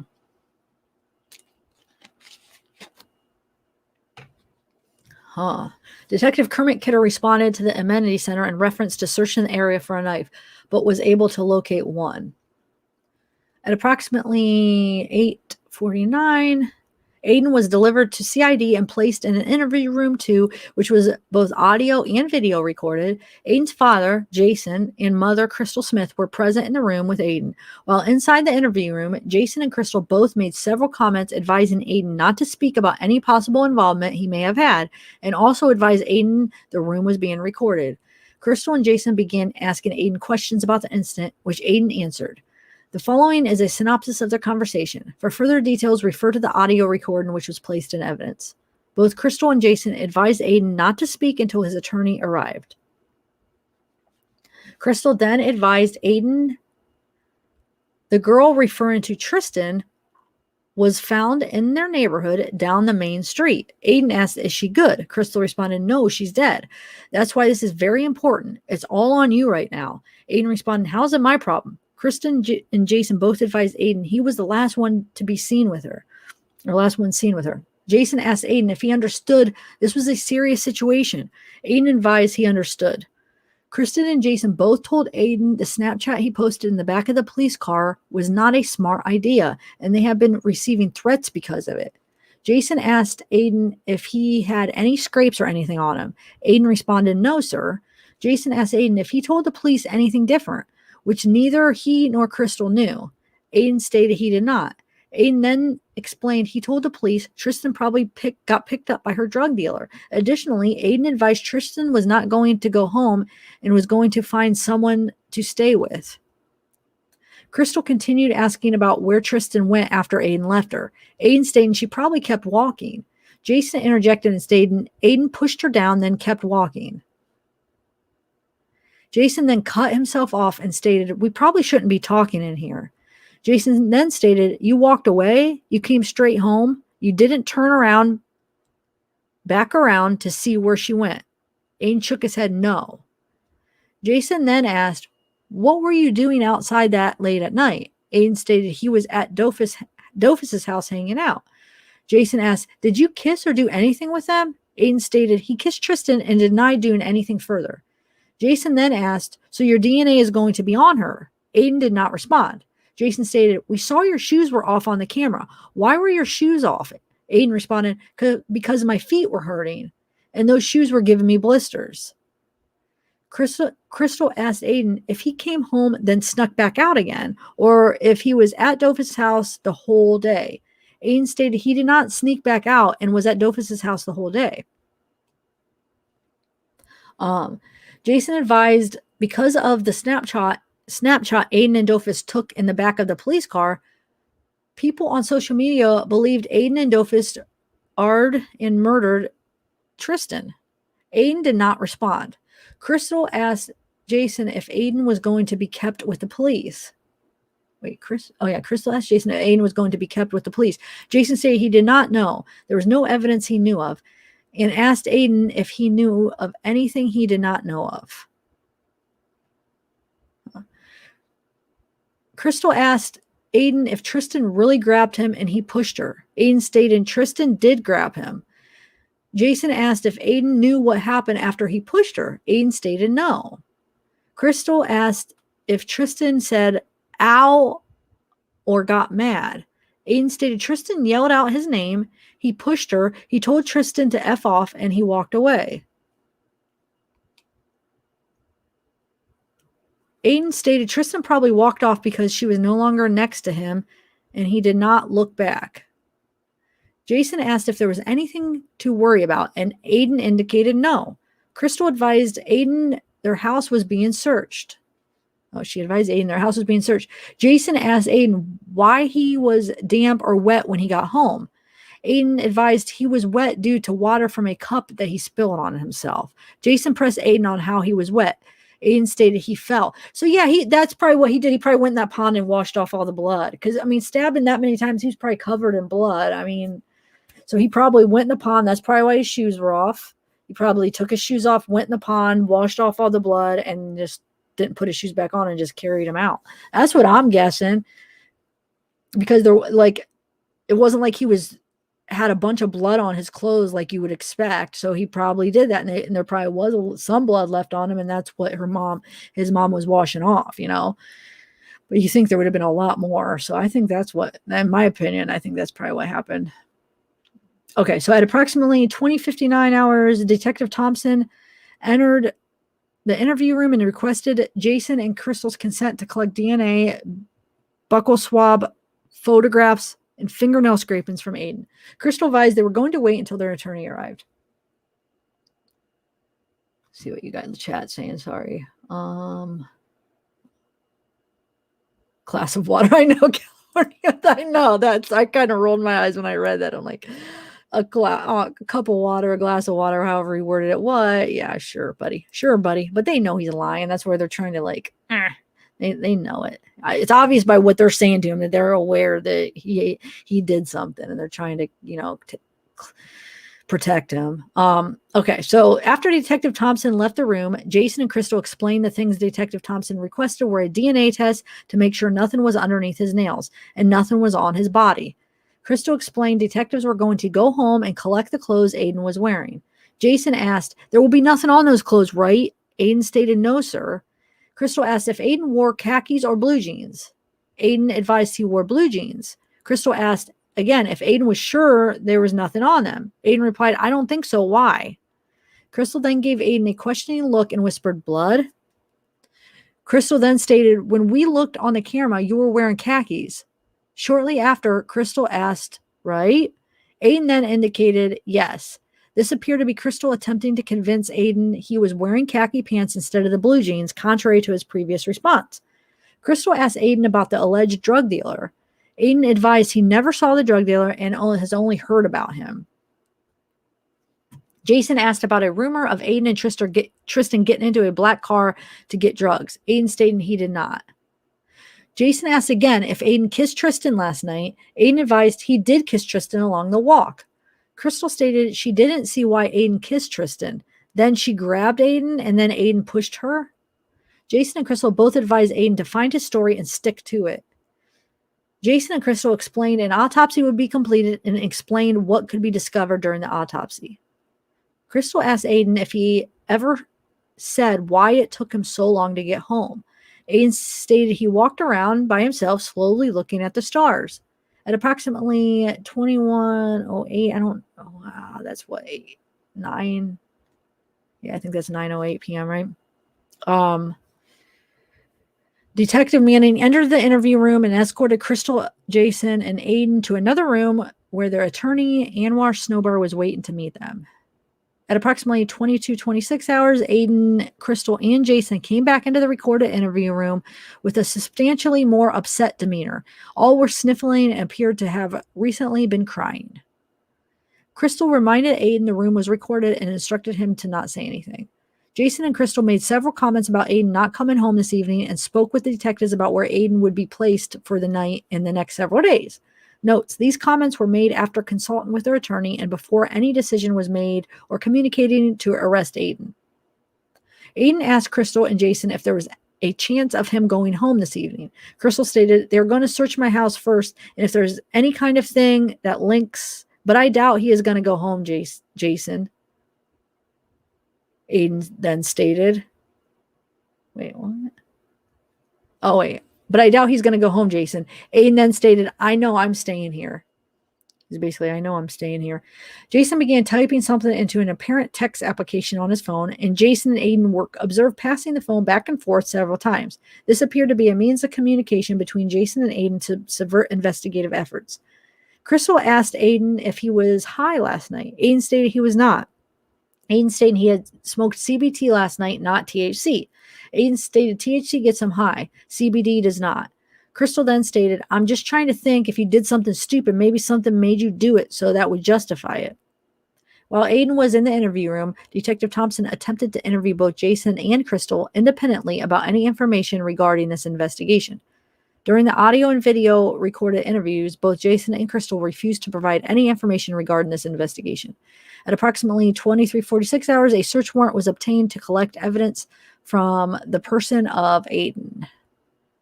This search warrant is hereinafter referred to as search warrant number 3. A person of Aiden Fucci.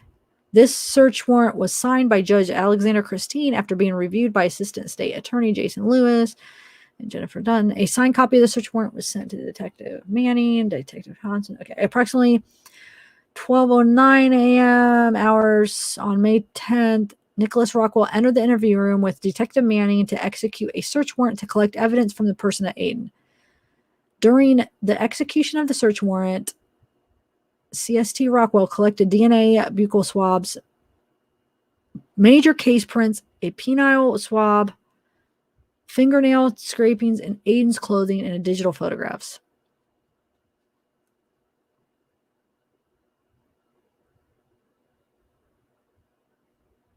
Okay, sorry, I'm just reading again. Okay, so approximately 20:54, while canvassing the area of Saddlestone Drive, detectives Jim Moreno, Carver, and Howell were recalled back to 586 Saddlestone Drive by the homeowner, Zach Bissell. Zach advised he located video footage he believed may be relevant after discovering the timestamp on his video system was incorrect.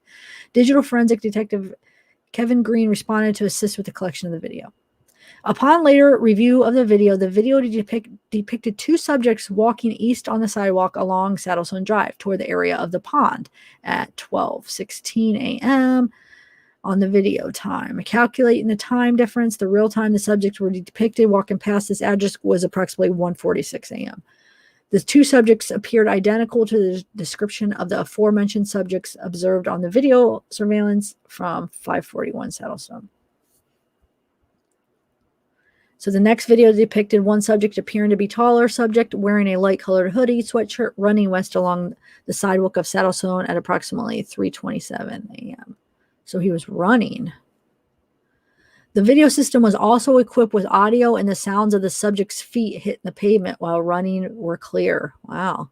Additionally, the subject appeared to be carrying something in his right hand. However, the video footage appeared blurry, and he carried item could not positively be identified.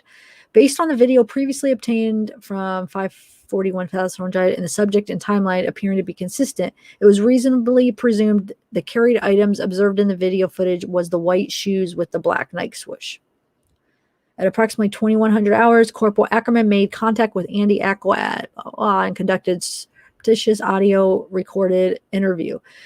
During the interview, Andy repeated information previously advised by Detective Bailey. Andy further advised he did not have any knowledge about the investigation. A deputy came to his house earlier in the day looking for Aiden in reference to a missing juvenile investigation.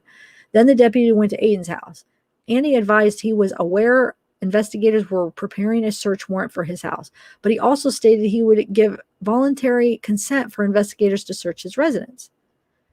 At approximately 21:02 hours, Dofus III was delivered to CID and placed in interview room 3, which was both audio and video recorded. During the time, Dofus III was alone in the interview room and did not make any statements which incriminated either Aiden or himself. Dofus III did suffer a nosebleed and was provided paper towels by Detective Manning. CST Rockwell entered the room at approximately 22:45 hours and photographed Dofus III and collected a voluntary DNA buccal swab.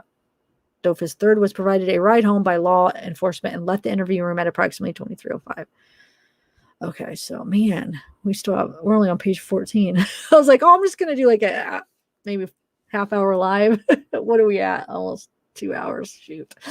Anyway, at approximately 22:15 hours, Detective Holland and CST Stephanie Winnington entered 145 Telford Drive pursuant to the written permission to search provided by Dofus Jr. Within the residence, a black hooded sweatshirt previously described by Dofus Jr. was located in the laundry room. In Dofus's bedroom, a pair of brass knuckles were located in the dresser, numerous pairs of Vans brand shoes, and a blanket with dirt. Detective Holland shared the information of what was located in the house with Dofus Jr. A property receipt was completed for the black hooded sweatshirt, the brass knuckles, and the blanket. The residence was released back to Dofus Jr. At approximately 22:52, a St. John's Family Funeral Home transported Tristyn to the District 23 Medical Examiner's Office, where a post-mortem examination was scheduled for the morning of Monday, May 10th at 9 a.m. At approximately 22:53, Corporal Ackerman obtained written consent from Andy Eckel to search the residence of 25. So the detectives, blah, blah, blah, went to search the residence, but did not locate anything of evidentiary value. The residence was released back to Andy Eckel at approximately 23:30 hours. A search warrant for Aiden's cell phone, herein after referred to as search warrant number 1, Aiden Fucci's cell phone was signed by Judge Alexander Christine. After review by Assistant State Attorneys Jason Lewis and Jennifer Nutton, a copy of the signed search warrant was provided to Digital Forensics Detective David Cossey, as was Aiden's cell phone for execution. So Detective Cossey later advised he was unable to capture a complete forensic download of Aiden's cell phone due to his cell phone operating off a beta operating system, one which had not yet been publicly released. Therefore, the forensic software was not able to capture a complete set of data from the download. Search warrant number 1, Aiden Fucci's cell phone, was filed for record with incomplete data results on May 20th, 2021. At 23:42, a search warrant for Aiden's residence, 724, blah, blah, herein, this is search warrant number 2. His residence is search warrant number 2. Was signed by Judge Alexander Christine after review by Assistant State, blah, blah, blah. A copy of the signed search warrant was provided to Sergeant Garnes, blah, blah, blah, blah, blah, blah. Okay. So detailed evidence obtained from the execution of this search warrant and her supplemental narrative. For complete details, please refer to her narrative. In summary, some of the most relevant items were located. 1 black Buck brand knife sheath located in the middle east drawer of the dresser, located inside the west closet wall of Aiden's bedroom, located by Detective Newman. Detective Newman advised this sheath was commonly known to carry a folding Buck brand knife. In the search of the residence, a Buck brand knife was not located. 1 pair of wet white Nike brand high top athletic shoes with possible blood located between the dresser and the west closet hall of Aiden's bedroom, located by Detective Gia Moreno. The possible blood was tested, which yielded a positive result for the presence of blood. 1 white short sleeve t-shirt with possible blood located under the dresser in the closet in Aiden's bedroom, located by Sergeant Garnes. The possible blood was tested, which yielded a positive result for the presence of blood. 1 white piece of paper with handwriting and possible blood located in Aiden's bedroom on the closet floor after the dresser was removed, located by Sergeant Garnes. 1 pair of wet blue denim jeans located inside of a laundry basket along the east wall of Aiden's bedroom. The drain of the bathroom sink adjacent to Aiden's bedroom appeared to have dirt residue on or near the drain. The drain was tested for the presence of blood, which yielded a positive result. The drain trap, which with water in the drain, was removed by Detective Holland. On LTS DVR video surveillance system, search warrant number 2 was filed for record with complete inventory on May 19th. Approximately 12:20 a.m., Digital Forensic Detective Thomas downloaded video from the residence at 395, blah, blah, blah, which depicted the residence within its camera view. Upon review, the video, nothing probative was observed. The video was submitted to evidence. At approximately 12:45 a.m., Corporal Ackerman and Detective Bailey responded to 244 Clover Court to make a contact with Laura Bonzo and her daughter, Olivia Benton Court, who reported having information about another subject possibly involved in Tristyn's death. During a sworn audio recorded interview, Olivia advised she knew Tristyn and used to cheer with her. Oh, and used to cheer with her. Sorry, I thought she was saying another person, but okay. So she knew Tristyn and she used to cheer with her. Olivia advised she knew Aiden from a previous class at Fruit Cove Middle School, but did not know Dofus very well. Olivia further advised she discovered a group chat on Snapchat between Aiden Dofus and another subject named Aptin Barami regarding the incident. Additionally, Aptin communicated through Snapchat vivid details on what he believed Aiden did to Tristyn. Wow, I didn't hear about that one, huh? Let me take a sip of water, guys. Okay. So excuse me. At approximately 3:30 hours, so that's 3:30, yeah, 3:30 a.m., right? Aiden Fucci was arrested and charged with second-degree murder for his suspected involvement in Tristyn's murder based on the following circumstances. Aiden Fucci was identified as a subject who last had contact with Tristyn. Aiden provided inconsistent statements, but admitted to leaving Dofus' residence with Tristyn at approximately 1:10 a.m. and returning home at approximately 3:30 a.m. So video footage obtained from Saddlestone Drive on May 10th, 2021 at approximately 1:45 a.m. depicted two subjects walking east toward the pond where Tristyn was later located deceased. One of the subjects was wearing what was clearly distinguishable as a pair of white shoes with a black Nike swoosh. The second subject appeared to be wearing dark clothing. Tristyn was located deceased in the area consistent with the direction of travel of the two subjects observed on the video. Tristyn was found with multiple sharp force trauma injuries and was wearing clothing consistent with the second subject observed in the Saddlestone Drive video surveillance. The same video depicted one subject walking west away from the pond, carrying a distinguishable pair of white shoes with a black Nike swoosh approximately 3:27 a.m. While Aiden Fucci was in an audio and video recorded interview room with his mother, Crystal Smith, and father, Jason Fucci, Aiden's parents asked him about coming home at approximately 3:30 a.m. from the video surveillance at their residence. Specifically, Aiden was asked why he was carrying his shoes, to which he responded his feet hurt. This admission thereby identified himself as the subject observed on the Saddlestone video surveillance carrying his shoes. Wow, Anyway, so yeah, the search warrant executed for Aiden's residence 724 yielded several items of evidence which appeared to have been hidden in Aiden's bedroom, which yielded a presumptive positive test for blood. Aiden was secured and escorted to the St. Johns County Jail to be booked in on this charge without further incident. As Aiden was being placed under arrest, Detective Jacob Manning seized Jason Fucci's cell phone to preserve potential evidence, due to Jason and Aiden passing the phone back and forth to communicate through a text messaging application as a way to subvert investigative efforts. The search warrant being conducted at 724 Castledale Court was suspended for the evening. At approximately 3:45 a.m., I met with Forrest and Tristyn Bailey to advise them an arrest had been made in this matter. Furthermore, I advised them Dofus had been released from custody as his possible involvement could not be determined at this time.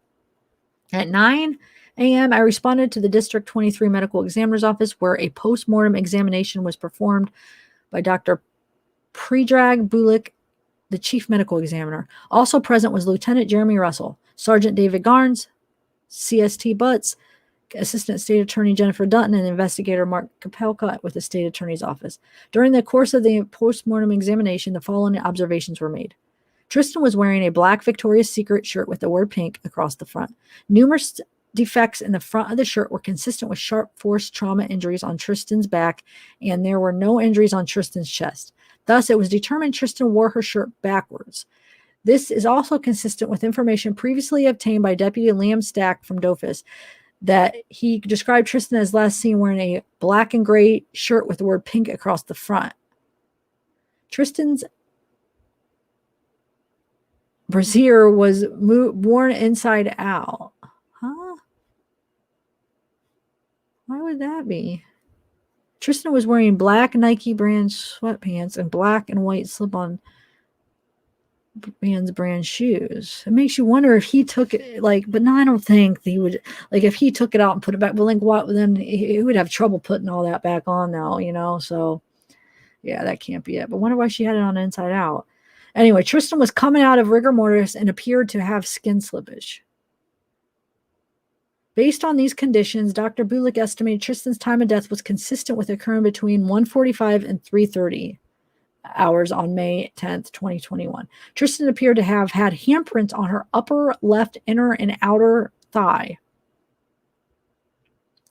inner left calf, inner right calf, and upper right thigh. Wow. The handprint on Tristyn's upper left thigh appeared consistent with a right hand, and based on the pattern of the handprint, it was determined it would not have been her own hand. CST Butts detected possible ridge detail on the handprint and used chemical agents to attempt to further develop the ridge detail. The handprints were later examined by latent print examiner Samantha Otter, who determined the ridge detail was not developed. Tristyn was found to have a total of 114 stab or cutting wounds concentrated to the top of her head, back of her neck, the back of both of her arms and hands, and her back.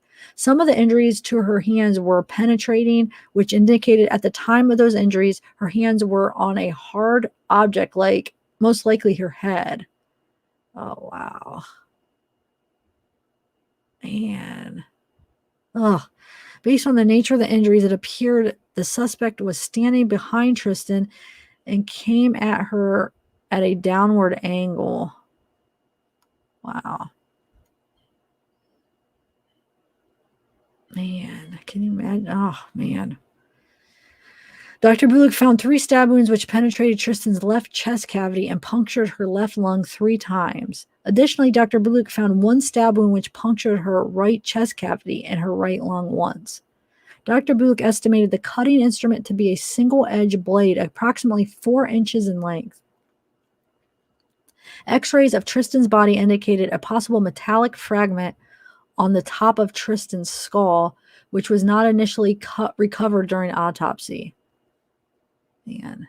Dr. Bullock advised his detailed report would be available at a later date. However, he confidently stated Tristyn's cause and manner of death would be listed as a homicide due to sharp force trauma.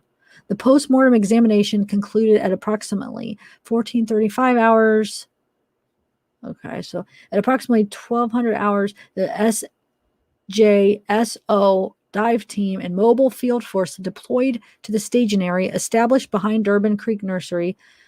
Detective Newman was assigned to the liaison from the investigations to direct the search effort. So we had the land and water search operations commenced at approximately 1300 hours. At 1335 hours, Detective Thompson was tasked with following up on the tips being submitted to the sheriff's office. At 1350, the execution of the search warrant resumed.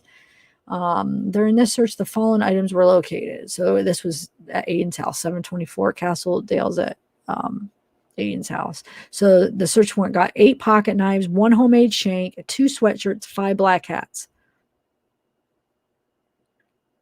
And one of the sweatshirts, a gray hooded sweatshirt with possible blood on the right sleeve, was located by Detective Kidder in Aiden's bedroom closet. This hooded sweatshirt was photographed and collected by CST Whittington.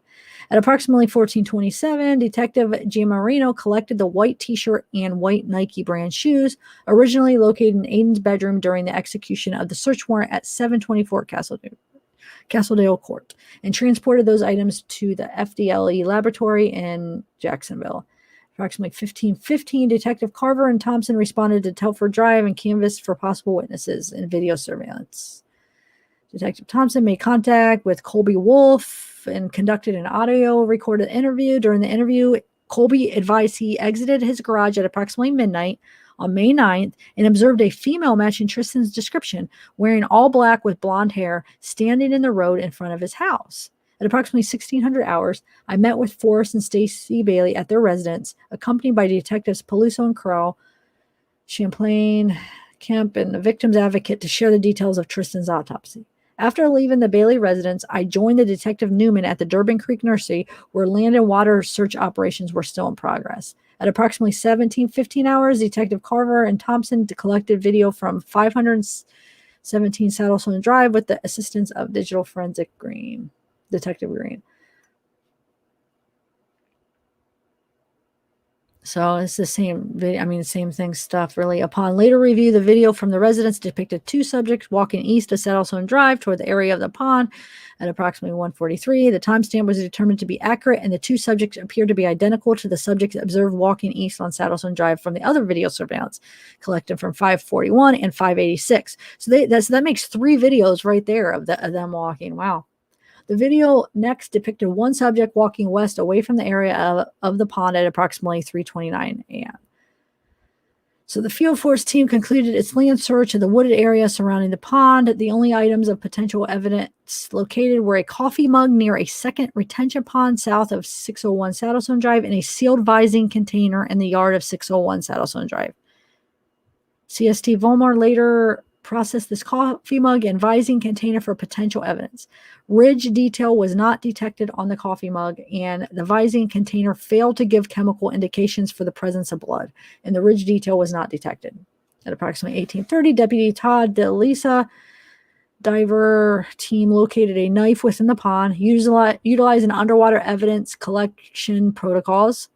They recovered a Buck brand folding knife with a wood and brass handle. The tip of the knife was bent and fractured. The knife was recovered from near the southern end of the large pond, east of the Saddlestone cul-de-sac. The knife was recovered approximately 140 feet from where Tristyn was located. They swabbed the knife for possible DNA, submitted it to evidence. 1915, Detective Thomas and Carver contacted Abtin Barami at 8:05. So they conducted an audio recorded interview regarding the information previously provided by Olivia Bencourt. Olivia stated Optum posted stories of Snapchat claiming to have specific details of the homicide. During their interview, detectives learned Apton fabricated some of the information he posted to Snapchat, and the other information posted were rumors he heard at school. None of the information Apton posted was firsthand knowledge of the incident. Apton advised he knew Aiden and Dofus, but was no longer friends with Aiden and was never invited to go anywhere with Aiden and Dofus. Furthermore, Apton advised he knew Aiden has pocket knives in his bedroom. At approximately 2010, the search at Aiden's house was suspended and the residence remained secured pending any new information of possible evidence in the residence. So on May 11th at 8, the dive team resumed the search of the large pond, and so they resumed the search. Let's see. And then they began searching the smaller pond. At approximately 9:30, Sergeant Garnes advised that video surveillance obtained from 724 revealed additional information regarding this investigation. Specifically, the video obtained from residents revealed following occurred on Sunday, May 9th, 2021.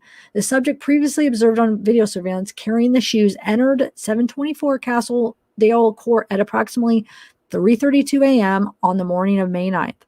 The subject was carrying a pair of white shoes with a black Nike swoosh and appeared to be wearing blue jeans and a light in color hooded sweatshirt. This subject was identified as Aiden by his own admission of carrying his shoes when he got home. Aiden went directly to a bedroom on the second floor adjacent to the bathroom. Aiden then went into the bathroom and exited shortly after wearing what appeared to be a bathrobe. A subject can be observed moving about. However, it was difficult to see exactly what was happening due to the lights inside the residence being turned off. Aiden was observed sitting on the landing of the stairs, actively using his cell phone when Deputy Maloney arrived to the residence. Aiden, Crystal, and her husband, Michael Ackle, sat on the front porch speaking with Deputy Maloney for a period of time. After Aiden left with Deputy Maloney, Michael Ackle and his cousin, Andy Ackle, followed Deputy Maloney's patrol car in a side-by-side vehicle. Crystal remained on the front porch talking on her phone for approximately 20 minutes. At approximately 12:55, Crystal ended her phone conversation and entered the home. After putting the family dog in the master bedroom, Crystal went upstairs to the bathroom where she observed picking some things off the floor and walking inside Aiden's bedroom. At approximately 12:57, Crystal exited Aiden's bedroom holding a pair of jeans and went back into the adjacent bathroom. Crystal appeared to be scrubbing the jeans in the bathroom sink. Aiden's brother PF appeared in the video observing Crystal scrubbing the jeans. At approximately 12:59, Crystal exited the bathroom, briefly steps into Aiden's bedroom, then takes the jeans downstairs to the master bedroom. At approximately 13:01, Crystal then appeared to be wiping something off the floor at the foot of the stairs with her feet. At approximately 13:05, another subject later identified as Victoria Ackle, Andy Ackle's wife, then appears on the video, and Crystal, Victoria, and PF all appear to be having a discussion. Crystal's demeanor indicated she was upset. Crystal appeared to be using her phone for voice calls and text messages communication frequently during this time frame. At 13:14, Crystal retrieved the jeans from the master bedroom, and she and Victoria appeared to have a discussion about the jeans, and both can be observed inspecting the jeans. At 13:19, Crystal returned the jeans to the master bedroom, then exited and continued to have a conversation with Victoria. Crystal continued to appear upset through the conversation. 13:25, Michael and Andy Ackle entered the residence. Michael went with Crystal into the master bedroom. Andy left the residence shortly after. 13:27, Michael and Crystal both exited the master bedroom. 13:28, Crystal returned the jeans to Aiden's bedroom. At 11:32, I was advised Dr. Bulik recovered a metal fragment from Tristyn's scalp at the District 23 Medical Examiner's Office. At 12, the dive team concluded its search of both ponds in the area of 601 Saddlestone Drive. At 13:48, I met with CST Butts and Dr. Bulik. And during this meeting, Dr. Bulik examined the knife recovered from the pond and the metal fragment he located in Tristyn's scalp. Dr. Bulik further advised the knife was consistent with the single-edged blade instrument which caused the sharp force trauma injuries located on Tristyn. So CST Bucks collected the metal fragment from the medical examiner's office and submitted it to evidence. So at 19:04, Detective Thompson received the following signed search warrants for which he was affiant. Hold on, let me check. Again, 34 pages is a lot, huh?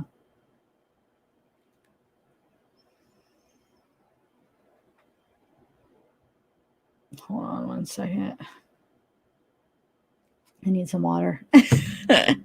Where are we at? Okay. I haven't even looked at chat. I don't even know what's going on in chat. Hopefully you guys are all okay in chat. I'm reading this fast because I'm trying to go through it quick. So hopefully you guys are following. But there's some new interesting things as I'm reading. I'm like, wow, okay. So I feel like there's some interesting stuff in it, really. Where are we at? Okay, so search warrant number 4, Aiden's Snapchat was signed by Judge Smith after review by Assistant State Attorney Jennifer Dutton. This search warrant requested account information for a Snapchat user believed to be used by Aiden Tech 8. Detective Thompson uploaded the search warrant to the Snapchat law enforcement portal at approximately 19:20. Snapchat delivered a return for the requested Snapchat content for this account on Friday, May 14, 2021. The records indicated there was no account associated with this username. The response from the Snapchat was submitted to evidence. So search warrant 4, Aiden Snapchat was filed for record for complete inventory on May 19th, 2021. Search warrant 5 is Aiden Verizon cell site locations was signed by Judge Smith after review. Blah, blah, blah. So we don't need to go. Oh, yeah. The search warrant requested information from Aiden's identified cell phone number, including his cell site location information, text message content, and call and text detail information. Detective Thompson submitted the search warrant to Verizon via email at approximately 8:33 on May 12, 2021. Verizon submitted a response of records on May 19th. The records revealed Aiden had an outgoing voice call to Tristyn at approximately 12:25 a.m. on the morning of May 9th. The associated cell site location data was consistent with this call being placed while Aiden was at Dofus's house. Oh, so he probably calls her and then she comes over. But didn't they come together though? No, because so Dofus said that Tristyn got, okay, he was already there, I guess. Then Aiden was already there. And he said what? Tristyn got over his house at like 12:30. So Aiden must call Tristyn to probably have her come and tell her how to get there without, getting in the video, the surveillance videos. Remember, they knew how to get around that. So then she gets there at like 12:30. So that kind of makes sense, I guess. Okay. So Aiden's call and text detail records also reflected a phone call to Dofus at approximately 1:11 a.m. This is consistent with the approximate time Aiden and Tristyn left Dofus's house. Okay. The records were submitted to evidence. Search warrant number 5, Aiden Verizon cell was filed for record. Blah, blah, blah. Okay. So search warrant 6, Jason Fucci cell phone was signed by Judge Smith after review by assistant. Blah, blah, blah. So this search warrant requested a forensic download of Jason's cell phone due to Jason and Aiden using the phone to communicate through text message as a means of subverting law enforcement investigative efforts. Detective Thompson sent a copy, blah, blah, blah. Okay, so let's see. Due to technical constraints, I was unable to view the download of Jason's phone before this narrative was completed. A review of the download of Jason's phone will be detailed in an additional narrative. Search warrant number 6 was filed for record, blah, blah, blah. So warrant number 7 is Tristyn's Snapchat was signed by a judge. So the search warrant requested information from Tristyn's Snapchat account, including location information and content. Snapchat delivered a return for Tristyn's account information on June 8th, 2021. Upon initial review of her Snapchat, I located a string of messages in which Tristyn sent a Snapchat message at 22:39 hours on May 8th. This message appeared to be a photo she sent to several Snapchat contacts and appeared to be a picture of her face with the word streaks in a banner. The chat content revealed Aiden responded with one Snapchat message and Tristyn sent one more message at 22:40. These messages were unable to be located at the time this narrative was completed. If located, these messages will be detailed in an additional narrative. So search warrant number 7 is Tristyn's Snapchat was filed on record. Okay. Let's see. Detective Newman and I met with Shyla Holmes, identified as a friend of Tristyn's.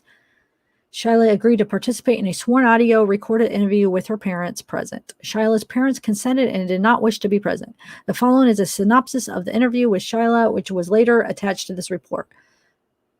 Okay, Shyla advised she was good friends with Tristyn, but only talked in school and last spoke with Tristyn on Friday, May 7th. Shyla advised Tristyn was with a group of people who caused graffiti damage to the North Durbin Crossing sign, during which members of that group wrote her name on the sign. Shyla advised Tristyn tried to scribble her name out of the sign and was afraid she was going to get caught. Shyla advised Tristyn talked about running away and asked if she could stay at Shyla's house. Shyla advised her parents would not allow it, but provided her address to Tristyn if she needed a place to stay. Shyla advised Tristyn and Dofus didn't talk to each other much in school due to them being in different grades.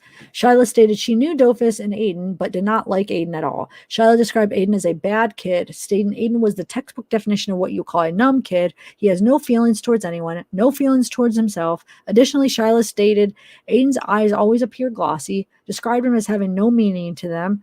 Shyla stated Aiden is the type of person you would see as a murderer. He just doesn't care. Shyla stated Aiden would take girls into the woods to smoke marijuana and vape.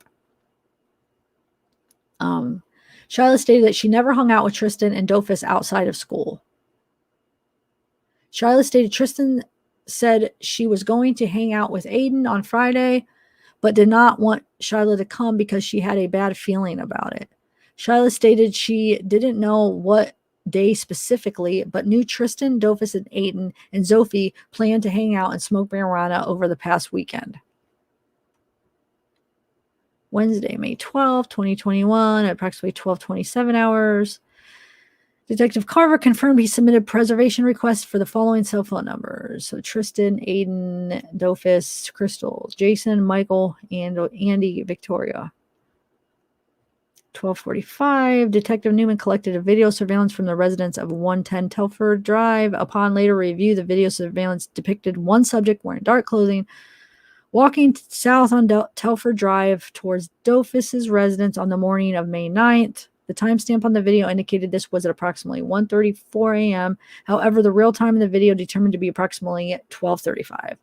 Based on that time frame, the clothing description, this appeared to be Tristyn on her way to Dofus's. Okay, so she did go alone on the way to Dofus's, so then Aiden was already over Dofus's. All right. Okay, so the video next depicted two subjects walking north on Telford Drive away from Dofus's residence at approximately 2:16 a.m. hours per the video timestamps, which was later determined to be approximately 1:14 a.m. One of the subjects was wearing dark clothing. The second was observed in this video appeared to be taller than the first subject and appeared to be wearing white shoes. Based on the time frame, the clothing description, the other video obtained, this appeared to be Tristyn and Aiden walking away from Dofus's residence. It's just saying they're consistent with the other videos. 1300 hours. Received the following signed search warrants for which he was the affiant.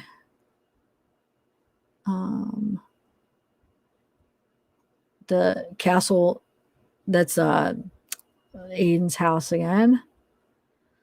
The original search warrant was amended after review of the information from video surveillance from within the residence obtained from the original search warrant. Specifically, this search warrant sought to retrieve additional clothing or other evidence which may contain biological DNA evidence, additional electronic surveillance equipment, scrub brushes, vacuums, towels, and cleaning rags. The execution of this search warrant, evidence obtained, and the return of this search warrant will be detailed further below. And then search warrant number A is Crystal Smith's cell phone, signed by Judge Smith after review by Assistant State Attorney, blah, blah, blah. They requested to seize Crystal's cell phone and conduct a forensic download to identify any communication she had on her device related to either the homicide investigation or an investigation into tampering with evidence for her involvement in attempting to clean the jeans. The execution of the search warrant, evidence obtained, and the return of this search warrant will be detailed below. Okay, so number 9 is Tristyn's Instagram. And then Detective Thompson uploaded the search warrant to the Facebook, Instagram, law enforcement request system portal at approximately 1400. Instagram responded with records requested on May 21st. Upon review of the records, I discovered videos Tristyn posted to her memories, which appear to be from the evening of May 8th. These videos depicted her at dinner with her family that evening and also of her playing with the pets at her adult sister's house. In the videos, Tristyn was wearing black sweatpants and a black shirt with the word pink in white letters across the back. I also located a video in which, so she had her shirt on the right way the first time, and then wonder when she took it off and then put it on backwards. I also located a video in which Tristyn was smoking from a pink vape device, which appeared identical to the vape device located near her body. The records returned from Instagram were submitted to the evidence search warrant number 9. Tristyn's Instagram was filed for record to complete inventory. Tristyn, the search warrant 10 is her AT&T cell site location. The search warrant requested information for Tristyn's identified cell phone number, including cell site location information, text messages, and a call and text detail information. Yeah. I'm just going to skip some of this stuff. That's just so detective saw at 1318. They responded to 100 Woodcross Drive to meet Sophie Bauman, identified as Aiden's girlfriend. Detective Newman conducted a sworn audio recorded with Sophie, who declined to have her parents present during the interview. Sophie's parents consented to have Detective Newman interview Sophie without their presence. And this is what they learned. They learned the following. Sophie advised she is in the 8th grade at Patriots Oaks Academy, knows Dofus Afsher III, and is in a dating relationship with Aiden Fucci. Sophie advised Aiden had anger issues and hated the things he did when he was angry, which he told Sophie was to throw things. Sophie stated she has seen Aiden be violent, provide an example of when he was supposed to buy a vape from another juvenile. Instead of buying the vape from the other juvenile, Aiden took it and beat up the other juvenile.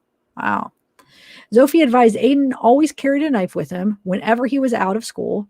Sophie described 2 of Aiden's most common knives. One was gray and black folding knife with an orange skull on the handle with a serrated blade, which Aiden called picker. The second was a folding knife with a wooden and brass handle, which Aiden called poker. Sophie advised Aiden talked about killing people frequently and even made previous statements about wanting to kill her. Oh my God, when she stayed with him wanting to kill her too, even? I mean, Sophie advised on occasion Aiden would take his knife out and pretend to stab her with it. Sophie advised of other occasions in which Aiden would surprise Sophie from behind, put the knife to her throat, and pretend to slit her throat.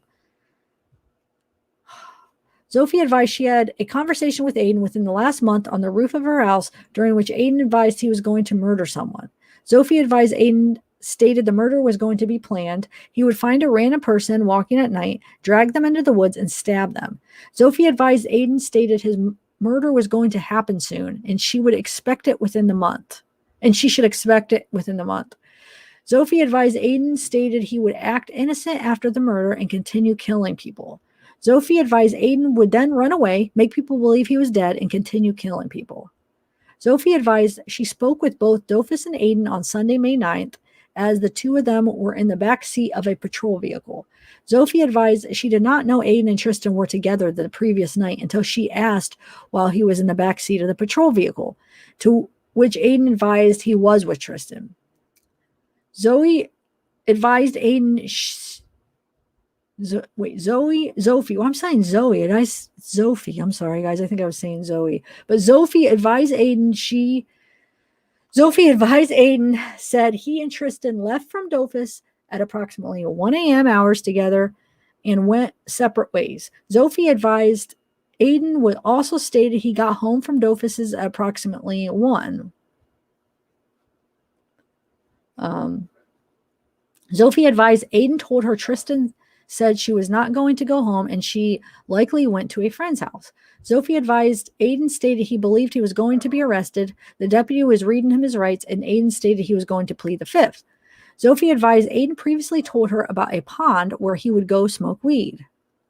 However, Sophie had never been there. Sophie appeared to describe the area where Tristyn's deceased body was later recovered.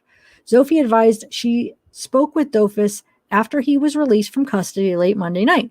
Sophie advised Dofus stated Aiden and Tristyn left and he went to sleep. Dofus stated he wasn't supposed to have friends over due to being on punishment at home for being suspended at school. Sophie advised Aiden would hide things behind the dresser in his closet if he did not want his parents to find them. Sophie advised Aiden would draw graphic pictures depicting mutilated bodies. Sophie advised Aiden claimed to hear voices in his head when he was angry. The voices would tell him he was worthless and a disappointment, and the voices would tell him to kill people when he was angry. Sophie said Aiden knew something was wrong with him and wanted to reach out for help. He might have been schizophrenic, guys, and like there's medicine for that. Like he could have gotten help. And I know it's a long process to, find the right medicine and get help, but there is hope for schizophrenia. I mean, you're always going to struggle, but it could have calmed down those voices a little bit if this is true. And he really was hearing voices. But at approximately 16:20 hours, Detective Carver submitted subpoenas to AT&T, T-Mobile, and Verizon requesting call and text detail records of the aforementioned subjects involved in this investigation. The subpoenas were reviewed and signed by Assistant State Attorney. So at 16:33, so this is at Aiden's house again, search warrant 2.1. During the search, detectives located additional towels with suspected blood, additional electronic surveillance equipment, and a Dyson vacuum cleaner. Search warrant 2.1 was filed for record with a complete inventory. So at 17:12, Detective Newman received a link for the video surveillance at 100 Woodcross Drive from Aaron Bauman. Yeah? Hold on, oh, hold on a second. Hold on, guys.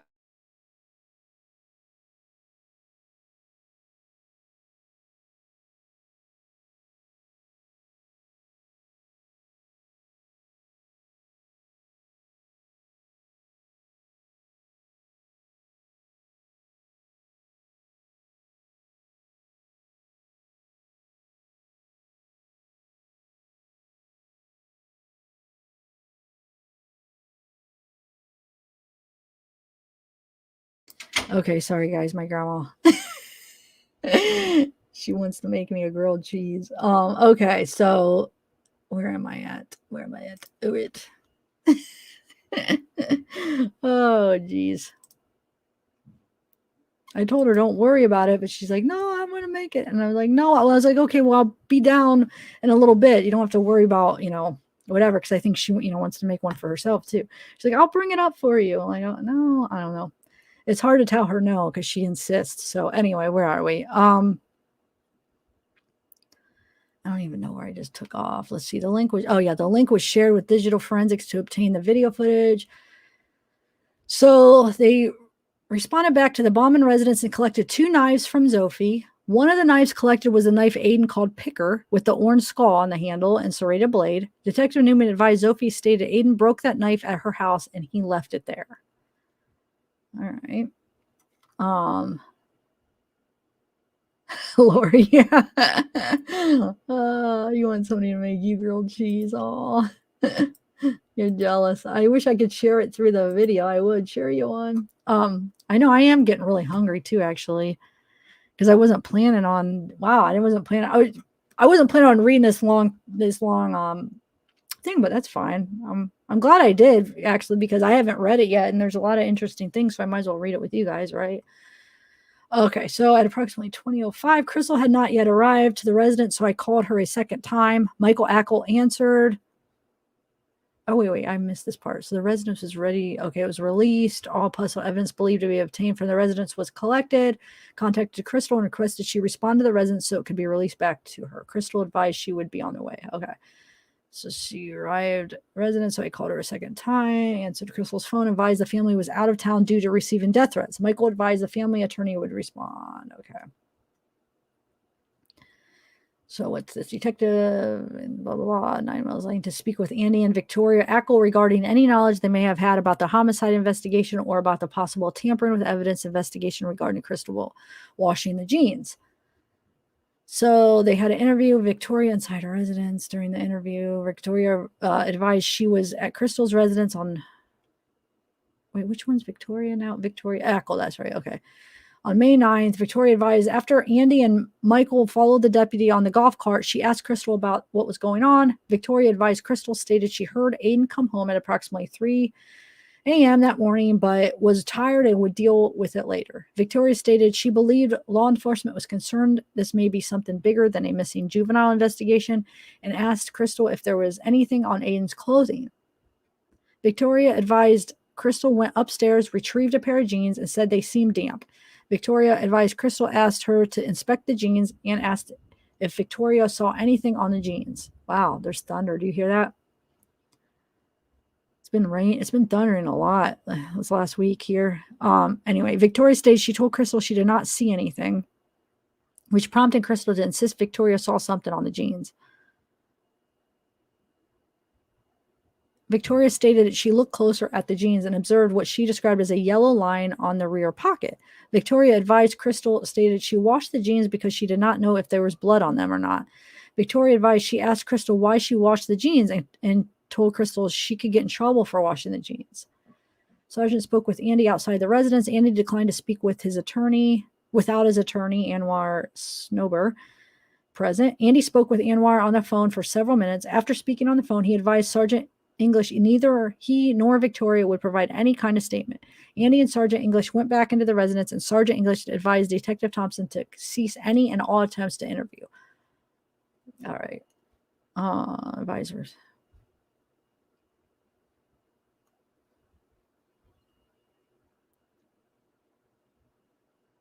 I'm going to see if there's anything important because I'm going to skip some of this. Sergeant Garnes advised Anwar of the nature of the investigation and the intent to attempt to interview with Crystal to determine her involvement in the possible tampering evidence. Anwar summoned Crystal and Michael to the residence. After consulting with the attorney, Crystal provided a voluntary DNA swab collected by CST butts.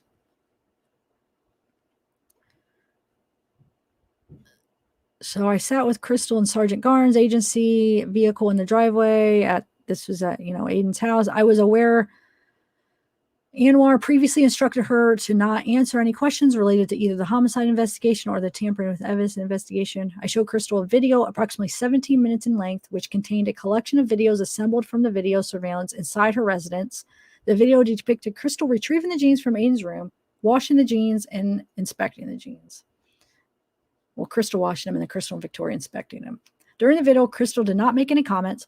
Following the conclusion of the video, I advised Crystal I was aware her attorney had previously instructed her not to answer any questions regarding either of the investigations. Nevertheless, I advised Crystal this was an opportunity for her to explain what she was doing with the jeans and why she was doing it. I asked Crystal if she wished to discuss the possibility of her voluntary participation in an interview regarding the video. Crystal stated she wanted to discuss the matter with her attorney and did not make any further comment. After consulting with her attorney, Crystal refused to participate in an interview. The resident was then released to Crystal. Due to firearms inside the residence, investigators accompanied Crystal while she gathered some belongings in the residence. Wait. Okay. Why she gathered belongings. Okay. So Crystal advised she just wanted to gather some belongings and she was not going to be staying in the residence due to threats the family was receiving. Before Crystal left, Sergeant Garnes seized her cell phone pursuant to the signed search warrant and provided her a copy of the search warrant. So let's see. They collected additional surveillance from the Saddlestone Drive. Michael Ad, blah, blah, blah. Fucci all reside in. So they all provided. Let's see, Michael, Dylan, and Preston all provided DNA swabs, right? Yeah. Jason responded and provided a DNA swab. Jason did too. Okay.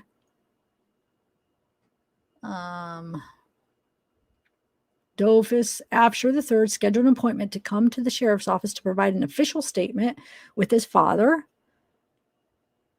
I escorted Dofus Jr., Dofus, and one of their attorneys, Brittany Souls, to the interview room, and then they interviewed on speakerphone during the interview. Okay, the interview was both audio and video recorded and later submitted to evidence. The following is a synopsis of the interview. Dofus advised he met with Aiden the first day he attended Patriot Oaks Academy, 2021 school year. Dofus advised he and Aiden instantly became friends and hung out every day. Dofus advised his primary group of friends was Aiden and Aiden's girlfriend, Sophie. Dofus described Aiden as a person who did not care about anything and wouldn't seem to get mad about anything unless someone really tried to make him mad. Dofus advised he and Tristyn left the room so Aiden and Sophie could talk. Wait, Dofus advised he and Tristyn left the room. So Aiden and Sophie could talk. Dofus advised he later learned from Sophie Aiden took a knife out and Sophie believed Aiden thought about stabbing her then. Wait, Sophie was over there? I know I'm confused. Since when? I didn't know Sophie was over it. No, that doesn't make sense. What am I missing here? Dofus advised he and Tristyn left the room so Aiden and Sophie could talk. This must have been a different time then. Oh, yeah, this must have been a different time that Tristyn, they were all hanging out, huh? Right? Because it says, then Dofus advised he later learned from Sophie Aiden took the knife out and Sophie believed Aiden thought about stabbing her then. So he was thinking about stabbing Tristyn then, I think. Huh. I don't know. Dofus said Aiden was a big pothead, explaining all Aiden talked about was marijuana. Dofus advised Aiden talked about death and killing all the time. Dofus advised he specifically recalled a statement Aiden made while he and Aiden were hanging with Tristyn. Dofus explained he was... Wait. Does it say... He advised he specifically recalled a statement Aiden made while he and Aiden were hanging with Tristyn. Well, what was the statement then? Dofus explained he was into boxing and Aiden told Tristyn Dofus's crush is fighting.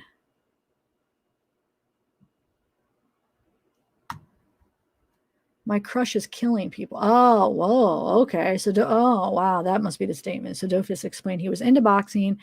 Aiden told Tristyn, Dofus' crush is fighting. My crush is killing people. Dofus advised Aiden has made comments about killing people, slitting someone's throat, or stabbing people, but did not mention anyone specifically. Dofus advised he didn't think Aiden was serious about these kinds of statements, but was Aiden's way of coping with his home life.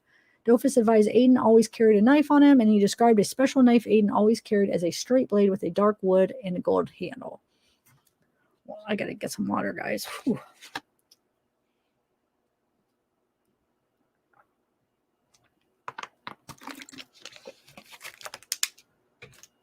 Okay, so Dofus identified the photograph of the Buck brand folding knife recovered from the retention pond as being 100% or 1,000% confident the knife shown to him was the knife Aiden carried and called poker.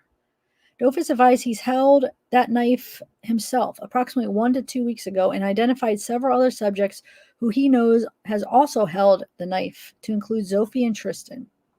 Oh, wow. Tristyn held her own. Oh, my God. How crazy is that? Held her own knife that killed her. I'm sorry, I should be looking at chat long, but I'm trying to get this read quick. So, everybody in chat, hello. I'm sorry I'm not saying hi. Okay, so I know my grandma's going to be up here any minute with this grilled cheese. I try to tell her to keep it down there, but I'll bring it up. Okay, so where are we? I'm trying to get it done before she comes up. Okay. Dofus advised Aiden had another knife he carried, but it broke, causing him to cut his finger. I showed Dofus a picture of the knife with the orange skull recovered from Sophie's house. Dofus identified the orange skull knife as Aiden's knife and advised Aiden named his knife Picker. Dofus further advised Picker was still at Sophie's house. This knife is one of the knives that previously collected by Detective Newman from Sophie's house. Dofus advised he knows Tristyn and mostly hung out alone with Tristyn. Dofus advised Tristyn has been to his house on occasion with other people and was only at the house with he and Aiden on approximately 2 or 3 occasions.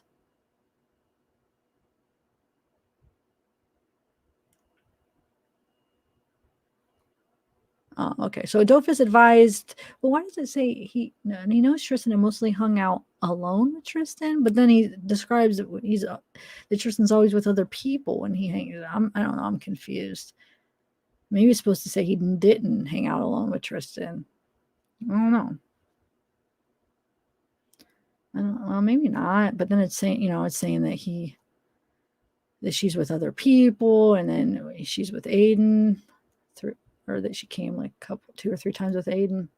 See, that's surprising because this is interesting because I didn't even realize that she hung out with Tristyn like that, or with Aiden. Sorry, that Tristyn actually was like hanging out with Aiden like that. So this is giving some insight to that, Dofus advised Aiden and Tristyn were mainly friends. However, Aiden wanted to move in on Tristyn, but he had a girlfriend.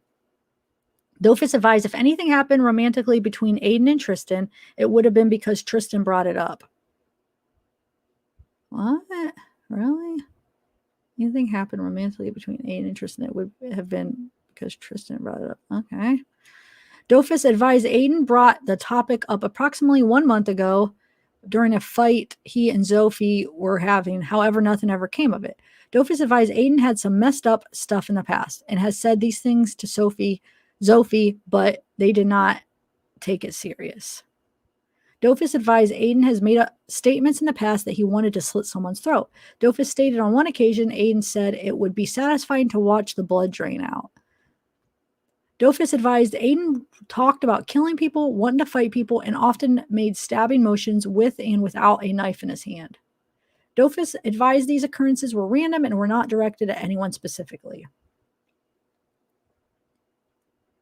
Dofus advised he has not heard Aiden make any comments about slitting someone's throat in approximately a month. Dofus advised on Saturday, May 8th, he was suspended from school and not allowed to go anywhere. Dofus advised Aiden came to his house from Sophie's at approximately 200 hours. But wait, Dofus advised Aiden came to his house from Sophie's. What day, though? Dofus advised he and Aiden skateboarded in the driveway and then hung out in his bedroom. Is it the next day? I don't know. I'm just trying to figure out what day he means. Came to his house from Sophie's. Or maybe it was that same day. Or that night before. Yeah, because he was already there when Tristyn got there. That's probably what he's talking about. Dofus advised while skating, Aiden took off his hooded sweatshirt, a black hooded sweatshirt with 2 kids and a Ouija board on the back, and left it in Dofus's garage. Okay, so Dofus also advised Aiden was wearing pants and a white Nike high-top shoes with a black Nike logo. Dofus advised he was confident about the shoes because Aiden borrowed a pair of Dofus's Vans brand shoes to skate. Dofus advised he believed he was wearing a pair of red Adidas shorts while skateboarding, and while he went outside, he would have been wearing sweatpants and a light gray Boys in the Hood hooded sweatshirt. Dofus advised while they were hanging out, Aiden was on his phone while Dofus was playing a video game. Dofus advised the conversation was typical of their normal hangouts. Dofus talked on the phone with a girl he liked named Ansley. Aiden was laughing at him for liking Ansley, and they played video games. Dofus advised he and Aiden then hung out in his bedroom, went outside to smoke CBT marijuana at approximately 23:30. Dofus advised Aiden was complaining about smoking CBT, saying it sucked, and he didn't have any of his own marijuana to smoke. Dofus advised he always invites Tristyn when he has friends over, and asked Aiden if he wanted Tristyn invited over, which Aiden agreed to. Okay. Where do you want it at? Hold on a second.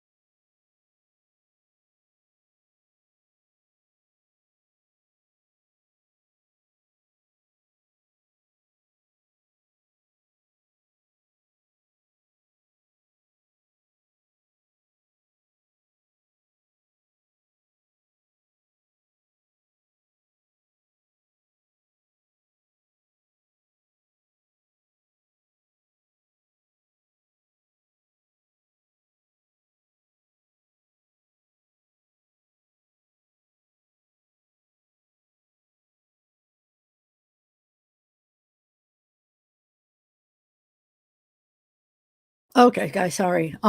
Yeah, she brought my grilled cheese in. All right, we're almost done with this here. Where are we? So Dofus stated he called Tristyn and invited her to come over.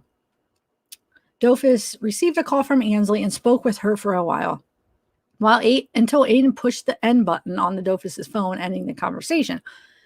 Dofus advised Aiden asked for Tristyn's phone number, called her, and convinced Tristyn to leave before her sister went to bed. Dofus advised Aiden to put on his Dofus Black Death Valley hooded sweatshirt with cacti and a bull skull. I don't know why. Dofus advised he was tired and fallen asleep when Tristyn got to his house approximately at 12:30. Dofus advised Tristyn was upset and afraid her sister caught her sneaking out and made a comment along the lines of, "Oh my God, I want to run away." Dofus advised Aiden and Tristyn went outside to smoke CBT marijuana.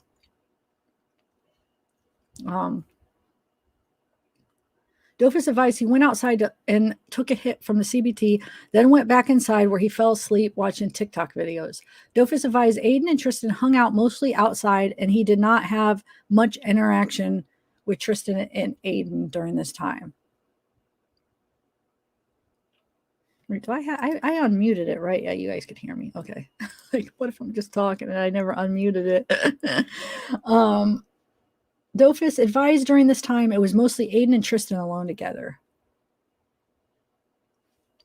Dofus advised after Tristyn and Aiden came back and woke him up, he told Aiden and Tristyn they needed to leave. Dofus stayed and Aiden and Tristyn left at approximately 1:10 a.m. and he went to sleep watching TikTok videos. Dofus advised he woke up at approximately 9 a.m., went to Home Depot with his father at approximately 10, and law enforcement arrived at his house at approximately 11. Dofus advised he did not have any communication with Aiden and Tristyn during the morning before law enforcement arrived at his house. Dofus advised he did not know why law enforcement were at his house. Dofus advised when law enforcement explained Tristyn was missing, he thought Tristyn might have run away. She might have gone home then left again, or she might have been with Aiden still. Dofus advised he immediately tried to contact Tristyn through FaceTime calls and text messages, but was unsuccessful. Dofus advised he stepped away from law enforcement and called Aiden and asked what happened. Dofus advised Aiden stated he did not know where Tristyn was and stated Aiden told him he dropped Tristyn off at the front of their neighborhood and went home. Dofus stated he told law enforcement Aiden left on a skateboard, but then discovered Aiden's skateboard was still at the house.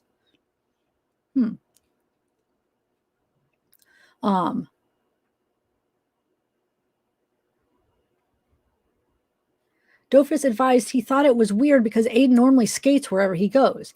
Dofus advised he contacted law enforcement and advised Tristyn was at his house the previous night and she left with Aiden. Wait, Dofus advised he contacted law enforcement and advised. Dofus advised he provided law enforcement Aiden's name and address. Dofus advised he then made a FaceTime call with Aiden, during which Dofus told Aiden law enforcement was coming to his house to talk to him. Dofus advised he observed a little bit of panic in Aiden's face during the call. Dofus advised law enforcement stood by for the period of time, then came and put him in the car with Aiden. Wait. Okay, Dofus stated Aiden talked about blood being on his pants from cutting his finger a while back. Dofus advised Aiden talked about making Snapchat memories, so they both made short videos and pictures to post to Snapchat. Dofus stated Aiden made a joke about both of them going to the same prison. Dofus stated he did not think it was a joke. The joke was funny and did not respond to it. Dofus advised he overheard conversations between law enforcement regarding the statement Aiden made in which Tristyn grabbed his penis and Aiden pushed her. Wait. Okay. Dofus advised he was confused by why Aiden didn't tell him, saying Aiden would tell him everything. Dofus advised he did not find out about Tristyn's demise until after he got home. Dofus stated at first he thought Aiden strangled Tristyn or broke her neck. Dofus stated he did not understand how anyone could stab someone to death. Dofus advised he spoke to Zophie after Aiden was arrested. Dofus said Zophie told him about a conversation she had with Aiden, which Aiden said he was going to kill someone within a month. Dofus also advised Zophie disclosed statements Aiden made saying he was going to kill her. Dofus stated Aiden never told him he was going to kill someone within a month. Dofus advised he did not know where Tristyn was located. Dofus advised Aiden talked about a smoke pot with a big rock. Dofus advised he never went to the spot and his only knowledge of the spot was a previous description of the location from Aiden and an overview news shot on the dive team searching the pond. The description of the directions appeared to indicate this spot was at the end of the Saddlestone Drive. Dofus provided written consent to perform forensic download of his cell phone, which was still secured in evidence. Following the interview, the photos of the knives identified by Dofus were submitted in the evidence. The investigative narrative is being suspended at the time. Blah, blah, blah. Okay, so that's that. Whew, it's finally done, guys. Oh my gosh. That seems to take forever. All right, I'm back. I think I am going to go, though, guys, because I got my grilled cheese. Or I guess I could just eat a bite. I'm really hungry. I'm really hungry, actually. I might go. But I feel bad because I like to usually see who's in chat at the end, but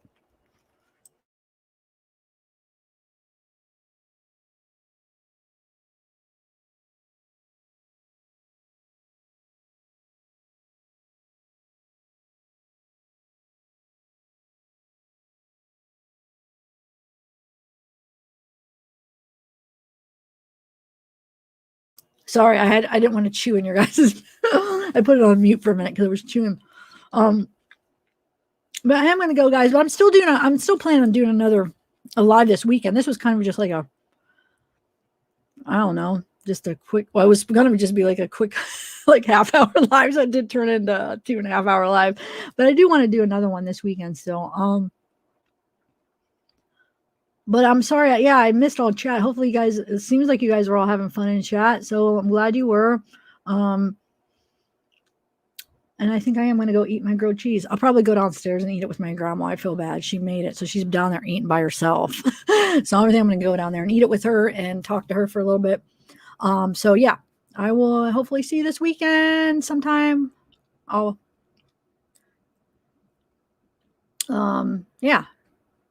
So everybody have a good Friday. Wait, today's Thursday.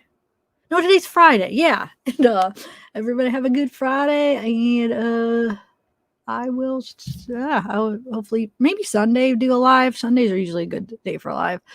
All right, guys. Bye, everybody.